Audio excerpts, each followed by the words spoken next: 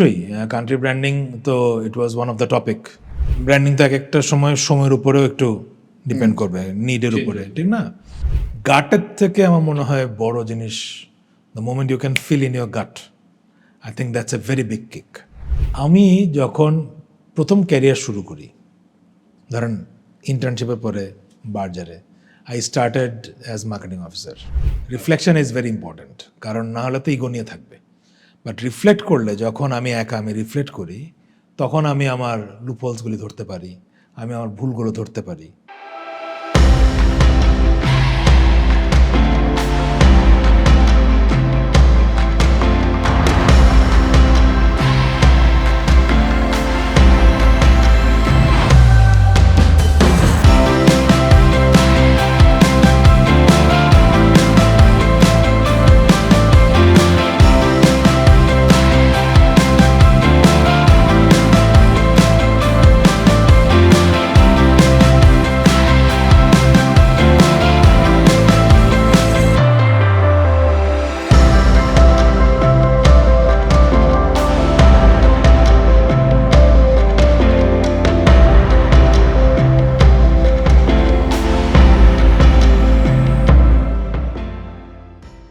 আজকের এশোতে আমি স্বাগত জানাই আপন হাসান আপনাদের। আজকে এশোতে এসেছেন এমন একজন যিনি কর্পোরেট দুনিয়ার একেবারে উঁচুতে উঠেছেন নিজের মেধা, শ্রম আর ঘামে। তিনি একাধারে ব্যবসায়ী, ব্র্যান্ড বিল্ডার, ব্র্যান্ড লিডার, আবার শিক্ষকও। তার প্রতিটি কথায় শেখার মতো কিছু থাকে। তিনি এমন সব ব্র্যান্ডকে দেশের ঘরে ঘরে পৌঁছে দিয়েছেন যেগুলো একসময় শুধু বিদেশি টিভি অ্যাডে দেখা যেত, যেমন ফেরারো, নিভিয়া, প্রিঙ্গেলস, কেলগস, এবং তালিকাটা এখানেই থামে না। কিন্তু আজ আমরা শুধু ব্র্যান্ডের গল্প শুনবো না, আমরা শুনবো মানুষটার গল্প। আমার আজকের এশোর অতিথি জনাব আশরাফ বিন তাজ। আশরাফ ভাই, আপনাকে স্বাগত জানাই আমাদের এশোতে। জি, থ্যাংক ইউ সো মাচ আপন ভাই, ইটস এ প্রিভিলেজ যে আপনি আমাকে ইনভাইট করেছেন এখানে। Thank you so much. Ashraf ভাই, আপনি কোনো একটা সাক্ষাৎকারে উল্লেখ করেছেন যে বর্তমান সিস্টেম শুধুমাত্র বড় ব্যবসাগুলোকে সমর্থন করে। এই ব্যবস্থায় ছোট ব্যবসাগুলোর প্রধান চ্যালেঞ্জগুলি কি কি বলে মনে করেন? কঠিন প্রশ্ন, এবং বাট ভেরি পার্টিনেন্ট কোয়েশ্চেন। হ্যাঁ, গ্লোবালি সাপোর্ট করে না এটা আমি বলবো না, আমি আমাদের দেশের কনটেক্সটে আমি বলতে চাই। Because globally small and micro business বা মিডিয়াম এন্টারপ্রাইজ, এদেরকে সাপোর্ট করার মতো অনেক রকম সুযোগ সুবিধা আছে, যেখানে আপনার ব্যাংকিং সিস্টেম বলেন, ফাইন্যান্সিয়াল সিস্টেম বলেন, ইভেন স্টেটস, তারা যেরকম একটা ইনফ্রাস্ট্রাকচার তৈরি করে রেখেছে, সেটাতে তারা অনেক সাপোর্ট পায়। কিন্তু বাংলাদেশে আমার অভিজ্ঞতায়, আমার তো ধরেন 20 বছরের চাকরির অভিজ্ঞতা, এবং তারপরে এনাদার 12 ইয়ার্স প্লাস এখন আমি ব্যবসায়ী। আমার কাছে যেটা মনে হয়েছে সেটা হচ্ছে যে যদি কেউ স্মল বা মিডিয়াম এন্টারপ্রাইজ হয়ে থাকে, আমাদের যে কোলাটারাল বেসড যে banking system to support business, এইটা খুব একটা সহায়ক না to promote new ideas and new businesses. অনেকের ট্যালেন্ট থাকতে পারে, কিন্তু আমাদের এখানে চ্যালেঞ্জটা কী হয়? ফর এক্সাম্পল, আপনি যখন একটা ব্যাংক ফেসিলিটির জন্য অ্যাপ্লাই করবেন, তখন মিনিমাম 3 ইয়ার্স আপনার যদি ট্রেড লাইসেন্সেরও লাইফ না হয়, you can't really apply for bank facility. এখন কথা হচ্ছে যে আমাদের ছোট ছোট কিছু কিন্তু আছে, আপনি যদি এসএমই ফাউন্ডেশনের কথাগুলো শুনেন, যে ওকে 3 লাখ 5 লাখ এইগুলোর কিছু সুযোগ সুবিধা আছে। বাট ফর এক্সাম্পল, আপনি যদি এমন একটা বিজনেসে যাচ্ছেন যেটা হয়তো 100 কোটির পোটেনশিয়াল না, কিন্তু এই মুহূর্তে আপনার 1 কোটি 2 কোটি টাকা দরকার to start with, and you have powerful ideas, powerful brands, আপনি কি করবেন? সেই সমস্ত জায়গায় আপনি কিন্তু কাইন্ড অফ হ্যান্ডিক্যাপড। আপনার কোলাটারাল স্ট্রেংথ লাগবে, আপনার ওই সমস্ত যদি না থাকে, তাহলে আপনার জন্য মুভ ফরওয়ার্ড করাটা বাংলাদেশের কনটেক্সটে আসলে একটু কঠিন। প্লাস আপনার আপনি স্মল অ্যান্ড মিডিয়াম এন্টারপ্রাইজের দিকে যখন যান, সেইখানে আমাদের কস্ট অফ ফান্ড অনেক বেশি। এখন আপনি যদি maybe I am taking little bit long time for this, আপনি যদি খেয়াল করেন যে এসএমই বা এই ধরনের মিডিয়াম এন্টারপ্রাইজগুলি কাদের উপরে ডিপেন্ডেন্ট, তারা যেই ইকোসিস্টেমটার উপরে ডিপেন্ডেন্ট, সাপ্লায়ার বলেন, র ম্যাটেরিয়াল বলেন, ইভেন আদার গুডস যেগুলো প্যাকেজিং ম্যাটেরিয়াল, এগুলো সাপ্লায়ার যারা আছে, তারা যেই ট্যাক্সের স্ট্রাকচারে কাজ করে, তারা সবাই কিন্তু লার্জ ম্যানুফ্যাকচারার না। সো আমাদের কিন্তু কর রেয়াত বা ডিউটি রেয়াত যে সমস্ত ফেসিলিটিগুলি দেওয়া আছে, these are all targeted to large enterprise অথবা listed enterprise, public listed companies. তো সেরকম যদি না হয়, কি হচ্ছে, ছোট যে ব্যবসায়ী যার অনেক আইডিয়া আছে তার কিন্তু কস্ট অফ ইনপুট অনেক হাই, তখন সে বাজারে যে কম্পিটিটিভনেসটা হারিয়ে ফেলে। এই জন্যই বলছিলাম যে আসলে আমাদের দেশে এটা একটা বড় চ্যালেঞ্জ, যেটা আমি পৃথিবীর বিভিন্ন দেশে দেখেছি, যে ছোট ব্যবসায়ীদেরকে বা স্টার্ট আপগুলোকে সাপোর্ট করার মতো তাদের ইকোসিস্টেম বেশ ভালো, নেসেসারি সেফগার্ড রেখেই কিন্তু করে, এমন না যে সব কিছু নষ্ট হয়ে যাচ্ছে বা ব্যাড লোন হয়ে যাচ্ছে। বাট কস্ট অফ ফাইন্যান্স তো আমাদের এখানে এখন অনেক বেশি। হ্যাঁ, তো সব কিছু মিলিয়ে প্লাস ওই কোলাটারাল বেস সিস্টেমটার কারণেই বলেছিলাম আর কি, যে আসলে আমাদেরটা এটা খুব একটা কন্ডিউসিভ না, এটাকে আর একটু সহজ করা যায় কিনা।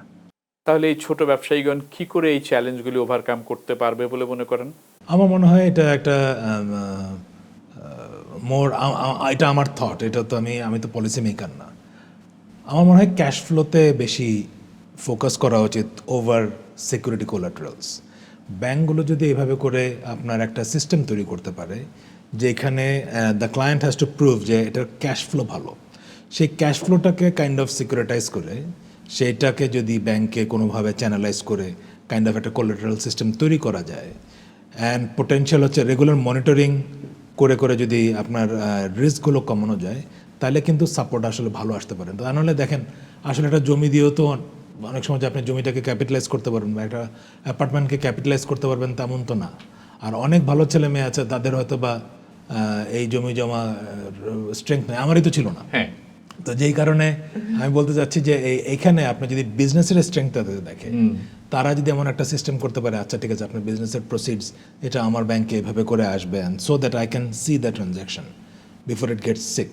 তো এই ধরনের কিছু জিনিস যদি আমরা করতে পারি, তাহলে আমার মনে হয় একটু সাপোর্ট বেটার করা যাবে আর কি। বেশ চমৎকার একটা পরামর্শ। আশরাফ ভাই, আমার খুব জানার ইচ্ছা, স্কুল জীবনে আপনি এমন কোনো দুষ্টুমি করেছেন কিনা যা পরবর্তীতে আপনার নেতৃত্ব গুণের রূপ নিয়েছে? আচ্ছা, ভেরি ইন্টারেস্টিং। ছোটবেলায় কিন্তু আমার আমার দুইটা জায়গায় কেটেছে। একটা হচ্ছে আমার চিটাগং, আর হচ্ছে মোহাম্মদপুর, ঢাকা। কারণ আমার বাবা ট্রান্সফারেবল জবে ছিলেন। সো আমি একদম আমার জন্ম থেকে ক্লাস 2 পর্যন্ত চিটাগং, তারপরে ক্লাস 3 থেকে ক্লাস 7 ঢাকা মোহাম্মদপুর, 8 থেকে আবার ইন্টারমিডিয়েট পর্যন্ত Chittagong, and then I move to Dhaka. এখন ছোটবেলায় কিন্তু আমরা we were active in school, cultural activities. Okay. Okay, পাড়ার ক্লাব, মোহাম্মদপুরে যখন ছিলাম তখন পাড়ার ক্লাব অ্যাক্টিভিটিস, হ্যাঁ, ইভেন পাশের পাড়ার সাথে একটা টেনশন থাকতো না মোহাম্মদপুরে। হ্যাঁ, তো আমরা 1979 আমার খেয়াল আছে, তখন বৈশাখ বরণের প্রোগ্রাম রাত 12টায়, তখন মানে গলি বন্ধ করে কিন্তু স্টেজ করে আমরা প্রোগ্রাম করতাম না। তো পাশের পাড়ার ক্লাব তখন প্রোগ্রাম করছিল না, তো আমাদেরকে এসে আমাদের স্টেজে সবাই ডিম টিম মারছিল আর কি। তো সেই রিটালিয়েশন। সো আমি নেতৃত্ব যদি আমি বলি, I was part of the cricket club, I was part of the cultural club. আমি স্কুলে যখন ছিলাম তখন I use to edit wall magazine, assistant editor ছিলাম। ওগুলো কিন্তু আমাকে লার্জলি হেল্প করেছে টু ওয়ার্ক ইন গ্রুপস। ওকে। হ্যাঁ, সো এই খেলা, কালচারাল ক্লাবে যাওয়া, হ্যাঁ, তারপরে স্কুল থেকে শিশু একাডেমিতে যাওয়া, এই যে একটা বাইরের জগতের সাথে যে একটা connection, this helped big time যখন কিনা কাজ কর্মক্ষেত্রে আসলাম আসলে। আর স্পেশালি আমার যেহেতু কাজটা হচ্ছে সেলস মার্কেটিংয়ে, আমার তো মানুষের সাথে মেশা ছাড়া আসলে কোনো রাস্তা নেই। হ্যাঁ, আমার প্রতিনিয়ত টিমের সাথে কাজ করতে হয়, আমার কাস্টমারের সাথে কাজ করতে হয়। তো those really helped letter in my life, people interaction, also leading the team, তারপরে আপনার গুছিয়ে কোনো কিছু লেখা, সেটাতে আমাকে হেল্প করেছে। তাহলে কি আপনার কাছে মনে হয় পিপল ম্যানেজ করার ক্ষেত্রে কিংবা লিডারশিপের জায়গায় পৌঁছাতে গেলে কিংবা ব্র্যান্ড মার্কেটিয়ার হতে গেলে কালচারাল অ্যাক্টিভিটিস, স্পোর্টস অ্যাক্টিভিটিস, মহল্লার মানুষদেরকে নিয়ে সামাজিক কার্যক্রম চালানো, এসব কাজ যথেষ্ট সাহায্য করতে পারে এই হয়ে ওঠার ব্যাপারে? অবশ্যই, মানে ইট গোজ উইদাউট সেইং। আপনার ইভেন আপনি যদি আজকে বড় বড় ইউনিভার্সিটি দেখেন, গ্লোবাল র্যাঙ্কিংয়ে যে সমস্ত ইউনিভার্সিটি, তারা যখন ফাইনাল ইনটেকটা করে অফ স্টুডেন্টস, একটা হচ্ছে একাডেমিক ট্র্যাক তো লাগে, but there is a question, একটা এসে লিখতে দেয় যে what have you done beyond your regular academic studies. Because একটা হোল পার্সন হয়েছে তো একটা মানুষকে আসলে বড় হইতে হবে, খালি পড়াশোনা করলে তো হবে না। তো এই মানুষের সাথে যোগাযোগটা যদি না থাকে, ওই জায়গায় যদি আপনার জড়তা থাকে আসলে স্পেশালি আমাদের মতো লাইনে ভালো করাটা আসলে একটু কষ্টকরী। আপনি যদি খুব অ্যালুফ থাকেন, আপনি যদি খুব আইসোলেটেড থাকেন, হ্যাঁ, তাহলে কিন্তু আপনি আসলে জানবেন না পৃথিবীর কোথায় কি হচ্ছে, সমাজে কি হচ্ছে, পাড়া মহল্লায় কি হচ্ছে, আপনি জানতে পারবেন না। তখন আপনি কিন্তু আমাদের সময় ছিল কিছুই জানতো না, খালি বইপত্র পড়তো। আর এখন হয়তো your only into your digital world and you are not interacting, human কানেকশনটা কম, মোর রোবোটিক একটা লাইফ। তো এইটাই আর কি, যে এটা অনেক অনেক হেল্প করে পিপল কানেকশন। আপনার ফ্যামিলিতে এমন কি কেউ ছিল যাকে দেখে আপনি অনুপ্রাণিত হয়েছিলেন যে একসময় আপনি বিজনেস করবেন? আমার বাবা তো চাকরিজীবী ছিলেন, আমার দাদাও চাকরিজীবী। আমার দাদা ছিলেন ফরেস্ট্রিতে, আমার বাবা ছিলেন জুট ইন্ডাস্ট্রিতে। তো তারা ব্যবসায়ী ছিল না, কিন্তু আমার ফুপা ছিলেন, আমার বড় ফুপা এবং তার ফুল ফ্যামিলি এরা হচ্ছে ব্যবসায়ী। আচ্ছা। ওকে। আর আমার স্কুলে আমার খুব ক্লোজ ফ্রেন্ডস ছিল যারা ছিল খুব ব্যবসায়ী ফ্যামিলি, মানে অল অল হ্যাঁ, চিটাগংয়ে আপনি জানেন হ্যাঁ, এটা ব্যবসায়ীদের একটা জায়গা। সো আমি যখন ক্যান্টনমেন্ট পাবলিক স্কুলে পড়তাম তখন I have good number of friends who are all from business background. তাদের লাইফস্টাইল বা তাদের যেই ইয়েটা দেখতাম সেটা আমাকে ইন্সপায়ার করতো। আর আমার নিজের ফ্যামিলিতে যদি বলি তাহলে I have seen my cousins, I have seen my uncle মানে ফুপা, তাদেরকে আমি দেখেছি যে তাদের একটা আবার আবার চাকরিটাও ভালো লাগতো। মানে আব্বাকে যেমন দেখতাম তার একটা স্ট্রাকচার্ড লাইফ, বা আমার দাদা, হ্যাঁ, সে মানে আমার দাদা এমন একজন লোক ছিল, আমাদের চন্দ্রকোনার যে বাড়ি তার পাশে হচ্ছে ওনার অফিস, ফরেস্ট ইয়ে ছিল তো ফরেস্ট অফিস। দুপুরবেলা উনি লিটারেলি যদি বাসায় হেঁটে এসে ভাত খায়, ওনার 3 মিনিট সময় লাগে ওই অফিস থেকে বাসায় এসে খেয়ে যেতে, উনি আসতেন না, খানা পাঠিয়ে দিতে হতো, উনি অফিসে বসে খাইতেন। তো ওই ডিসিপ্লিন লাইফও আমার ভালোই লাগতো, কিন্তু আমার কাছে মনে হয়েছে যে বিজনেসে কন্ট্রিবিউট করার জায়গাটা হয়তো বা আর একটু বেশি। আচ্ছা। আর বিজনেসে কুইক রিটায়ারমেন্ট বলে মনে হয় কিছু নাই। মানে ইভেন ইফ ইউ আপনার এইজ ওয়াইজ যদি আপনি একটা এক্সিকিউটিভ পজিশন থেকে রিটায়ারও করেন, but idea wise thinking wise আপনি কন্টিনিউয়াসলি ভ্যালুয়েট করতে পারেন। এই জন্য আমার কাছে এটা মোর ইন্টারেস্টিং লেগেছে আর কি। আপনি যখন আইবিএতে পড়তেন সেই সময় এমন কোনো প্রজেক্ট বা ক্লাস কি মনে আছে যেটা আপনাকে সত্যিকারের চ্যালেঞ্জের মুখোমুখি করেছিল? Very interesting. আইবিএতে আমরা আমাদের সময় আমরা একটা কোর্স পাই, রব স্যার আমাদের খুব নাম করা টিচার, আইবিএর ফার্স্ট ব্যাচে যারা কিনা ইন্ডিয়ানা ইউনিভার্সিটি থেকে যে ইউএসএইডের স্কলারশিপে যারা গিয়েছিলেন বাইরে for doctorate and all. So রব স্যার আমাদের এন্টারপ্রেনারশিপ ডেভেলপমেন্ট কোর্সের কোর্স টিচার ছিলেন। I think that had a YONO আমাকে গুড ইনফ্লুয়েন্স অন মি। হ্যাঁ, তখন আমরা যখন শুরু করি তো একটা প্রজেক্ট নিয়েছিলাম, আই স্টিল রিমেম্বার, যে আমরা তো তখন টার্ম পেপার করতাম কেমন, নিজের কেনা কম্পিউটার তো নাই। হ্যাঁ, আই এম টকিং অ্যাবাউট 93, 92, ওই সময় তো নিজের কম্পিউটার নাই। সো আমাদের টার্ম পেপারগুলো আমরা করতাম হচ্ছে ফার্ম গেটে, যে এখানে সব কম্পিউটারের দোকান ছিল, হ্যাঁ, তো সেইখানে যে আমরা টাইপ করতাম, বা কয়েকটা কম্পিউটারের দোকান ছিল যারা লোটাস পারতো, লোটাস 1 2 3, ঠিক আছে। তারপর একদম শেষের দিকে আসলে এক্সেল মাত্র শুরু হচ্ছে, তো 94 এর দিকে এসে এক্সেল শুরু হলো। সো লোটাস 1 2 3 এরা পারে, এদের কাছে যে আমরা কাজ করতাম। তো তখন দেখতাম আমাদের যখন প্রিন্ট করতো, ডট ম্যাট্রিক্স প্রিন্টার ছিল, laser was about to come, dot matrix আমাদের প্রিন্টিং হতো। সেই ডট ম্যাট্রিক্সের কার্ট্রিজ পাওয়া যেত। সেই কার্ট্রিজ নতুন কিনবে নাকি রিইঙ্কিং করবে, তো এইটার উপর একটা প্রজেক্ট ছিল যে আচ্ছা ঠিক আছে, এটা আসলে how to make a computer cartridge business case. হ্যাঁ, পোটেনশিয়াল কত, এটা কেমনে করে করা যায়, রিইঙ্কিং করলে এটার কস্ট কত, নতুন করে কিনলে কিভাবে করে করা যেতে পারে, রিইঙ্কিং ভালো কেমনে করে করা যাবে, সোর্স কেমনে করা যাবে। সো এইটা করতে যে তখন আমি প্রচুর এগুলি নিয়ে ওদেরকে অনেক ইন্টারভিউ করি। এইটা করতে যে আমার কাছে মনে হচ্ছে একটা বিজনেস কেস লিখি। এবং রব স্যারের আবার একটা খুব ইন্টারেস্টিং ওয়ে অফ মার্কিং ছিল। উনি যখন প্রজেক্ট ইভ্যালুয়েট করতেন, উনি করতো হচ্ছে কি, উনি চিন্তা করতো যে আমি নেগেটিভ, মানে আমি ফুল মার্কস ধরে নেব পাচ্ছে, তারপরে আমি নেগেটিভ করব। উনি আবার 100-র উপরেও নাম্বার দিতেন। বাহ, ঠিক আছে। তো আমাদের এই প্রজেক্টে উনি আমাকে তখন, আমার খেয়াল আছে আমার এমএসসি জিপিএ কিন্তু overall is not so attractive, but এই কোর্সে I got a full marks plus plus plus, অর্থাৎ 75 আমি 78 পাই, ওইটাতে 75 ছিল হচ্ছে total marks, and that was a huge push for me, আচ্ছা বুঝছেন? তো আমি তখন 3টা প্লাস পাই, আমি 75-এ আই গট 78। ওইখান থেকে আমার মনে হয়েছে যে আচ্ছা তাহলে তো কোনোদিন যদি ব্যবসা করতে পারি এটা ভুল ইয়ে না। নেক্সট আমি বলবো যে just to connected to my IBA things, আমার very close to my heart হচ্ছে ধরেন নেসলের লাইফটা, এবং very recently Nestle celebrated 30 years of its presence in Bangladesh, and we were invited, আমরা যারা পুরনো অ্যালামনি ছিলাম আমাদেরকে ডেকেছিল, তো it fell like going back home.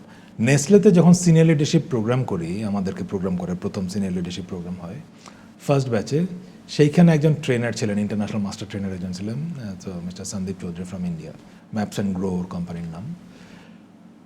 ও ওই ট্রেনিংটা করার পরে অ্যাবাউট 3 দিনের 2.5 দিনের একটা রেসিডেন্সিয়াল ট্রেনিং ব্র্যাক CDMA-তে, ও কনক্লুডিং ডেতে আমাকে বলছিল যে সামহাও সে আমরা 16-17 জন ছিলাম, তো আমাদেরকে ইভ্যালুয়েট করে আমাকে বলেছিল যে one day you will lead a team of 2000 people. হ্যাঁ, ওইটা ছিল আমার সেকেন্ড একটা inspiration point. It is back in 2002 or something like that. আচ্ছা। হ্যাঁ, ওই সময়। সো আমার IBA-তে ওইটা এন্টারপ্রেনারশিপ ডেভেলপমেন্ট, প্রজেক্ট ম্যানেজমেন্ট, ওইটা। সেকেন্ড হচ্ছে আমি যখন নেসলেতে কাজ করি, আমি সেলসে কাজ করি, সেলস থেকে আমি মার্কেটিংয়ে আসি, কমিউনিকেশন হেড করি, পরে তো কমিউনিকেশন অ্যান্ড ব্র্যান্ড দুইটাই দেখতাম। আর ওই যে যখন লিডারশিপ ইন অ্যাকশন, যেই সিনিয়র ম্যানেজমেন্ট প্রোগ্রাম, সেইখানে প্রত্যেককে ইন্ডিভিজুয়ালি অ্যাসেস করে সে যখন আমাকে বলছিল যে one day you lead a team of 2000 people, তুমি এটাতে ফোকাস করো, ওইটা আমার জন্য খুব বড় একটা জায়গা ছিল আর কি। হ্যাঁ, আর এইটা আমি বলবো যে একটা long lasting effect. And next is ACI। আমি সবসময় এটা বলি, ACI আমার ভিতরে এন্টারপ্রেনারশিপটাকে শেপ আপ করতে সাহায্য করছে, because the so much of independence and freedom that I got during my work in ACI, that help me to get the courage actually to step in to start your business. একটা business ওয়ার্ল্ডে নিজেকে venture করা। তারপরে অনেকগুলো connection আছে, but ওইটা একটা সময় ছিল আর কি। 1994 সনে আপনি ক্যারিয়ার শুরু করেন, সেই সময়টার কথা কি আপনার মনে আছে? হ্যাঁ হ্যাঁ, পুরোপুরি খেয়াল আছে। 1994-এ তো আমার প্রথম ক্যারিয়ার হচ্ছে আই ওয়াজ অ্যান ইন্টার্ন। আমি ইন্টার্ন ছিলাম, I was the only intern from my batch to BTC, আচ্ছা, বাংলাদেশ টোবাকো কোম্পানি। তখন এখন যেটা BAT হিসেবে আপনারা জানেন। তো BTC তখন এই গুলশান 1 নম্বরে অফিস ছিল। হ্যাঁ, একটা বাড়ি 5 তলা, আপনার লিফট ছিল না, কিন্তু 3-4 তলা 5 তলা পর্যন্ত। হ্যাঁ, তো আমি প্রথম দিন গেলাম, আমার সুপারভাইজার ছিলেন ওয়াজির ভাই, মিস্টার ওয়াজির আলম, খুব নাম করা মানুষ। হ্যাঁ, ওয়াজির ভাই আমার সুপারভাইজার। আমি খুবই ভয়, কারণ এত প্রোটোকল ওই অফিসে। আমি নিচে যেয়ে বসছি, তারপর আমাকে উপরে ডাকলো। সবসময় আমার পজিশন কিন্তু হচ্ছে kind of reception area, but আমি যখন 5 তলায় মার্কেটিং অফিসে যাই, বা 4 তলায়, হ্যাভ ফরগটেন, মার্কেটিং অফিসে গেলেও আমি কিন্তু মেইন মার্কেটিং অফিসের ভিতরে ঢুকতে পারছি না। মার্কেটিং অফিসের মধ্যে একটা রিসেপশন রুম ছিল, মিটিং রুম ছিল, ওইখানে বসতে হতো। প্রচণ্ড ডেটা সিক্রেসি ছিল, বিকজ খুব সেন্সিটিভ ইন্ডাস্ট্রি। তো ভেতরে ঢোকার আগে বেশ কাঠখড় পুরায় ঢুকতে হয়েছে আর কি। তো প্রথম দিকে যে ওই একটা নার্ভাসনেস অবস্থা, যে আমি আসছি, আমি স্টুডেন্ট, আমি একমাত্র স্টুডেন্ট, অন্যান্য ফ্রেন্ডরা গিয়েছে, তারা কয়েকজন মিলে একটা কোম্পানিতে গিয়েছে, বাট এখানে আমি একা। বাট ওয়াজির ভাই was so good and so accommodative and so fatherly, উনি কিন্তু আমাদেরকে আপন করে নেন আর কি। তো এইটা প্রথম দিকে একটা কমপ্লিট নার্ভাস একটা সিচুয়েশন থেকে আমি যাই as a researcher. Lot of data, আমি 3টা প্রজেক্ট করি এখানে ইন্টার্নশিপের সময়। এইটা আমার এখনও মনে আছে যে I use to go and sit প্রথমে নিচে, তারপর উপরে যে আবার ইয়েতে, এবং এখন তো অনেক সিস্টেম প্রসেস হয়েছে। আমার জোবায়দা ম্যানশন নাম ছিল আর কি বিল্ডিংটার, জোবায়দা ম্যানশনের স্মৃতিগুলো খেয়াল পড়ে অবশ্যই। আপনি IDC মানে ইন্টারন্যাশনাল ডিস্ট্রিবিউশন কোম্পানি গড়ে তোলার সময় এমন কোনো রাত কি মনে আছে যখন ঘুমই আসেনি প্ল্যান করতে করতে, নাকি অনেক দিন ধরেই আপনার প্রস্তুতি নেওয়া ছিল IDC-র? এটা তো একটা বিগ জাম্প। ফার্স্ট হচ্ছে ডিসিশন, বিজনেসে ঢুকবো নাকি ঢুকবো না। হ্যাঁ, তো আমি যেটা বলি যে আমার যিনি কোম্পানির চেয়ারম্যান, আমার পার্টনার বশির ভাই, উনি আমার মানে উনি চিটংয়ের থেকে শুরু, কিন্তু আমরা দীর্ঘ সময় একজন কিন্তু আরেকজনকে চিনি নাই, কিন্তু বন্ধু সব কমন। সো এক সময় যে তার সাথে পরিচয় আমি এসিআইতে কাজ করার সময়, উনি ইলেকট্রনিক্সের বিজনেস করে, উনি আমাকে অবজার্ভ করে প্রায় 1.5 বছরের মতো করে। উনি একদিন আমাকে অফার দেয় যে ভাই আমি তো ইলেকট্রনিক্স অ্যান্ড ইলেকট্রিক্যালের মানুষ, এফএমসিজি করার খুব ইচ্ছা, কিন্তু I need a good partner and an expert hand. তো আমি এখন যদি আপনার মতো মানুষ আমার সাথে জয়েন করে, অনেক তো চাকরি করলেন, এবার নিজের একটা কিছু করেন, we will have equal share in the company. আমি বললাম যে আমার কিন্তু চাকরিজীবী, আমার তো টাকা পয়সা নেই। বলে যে আপনার ব্যাংকিং ফ্যাসিলিটি আমি প্রথমে ব্যবস্থা করব, 2 বছর পর্যন্ত কোনো হিসাব নিকাশ করবো না, আপনি একটা কোম্পানি দাঁড় করান, তারপরে তো যা হওয়ার হবে। সো ওইটা হচ্ছে ফার্স্ট ইনপুট। তো আমার ওয়াইফ, আপনি তো জানেন আপনার মেয়ে, সে ইউনিসেফে আছে, হ্যাঁ।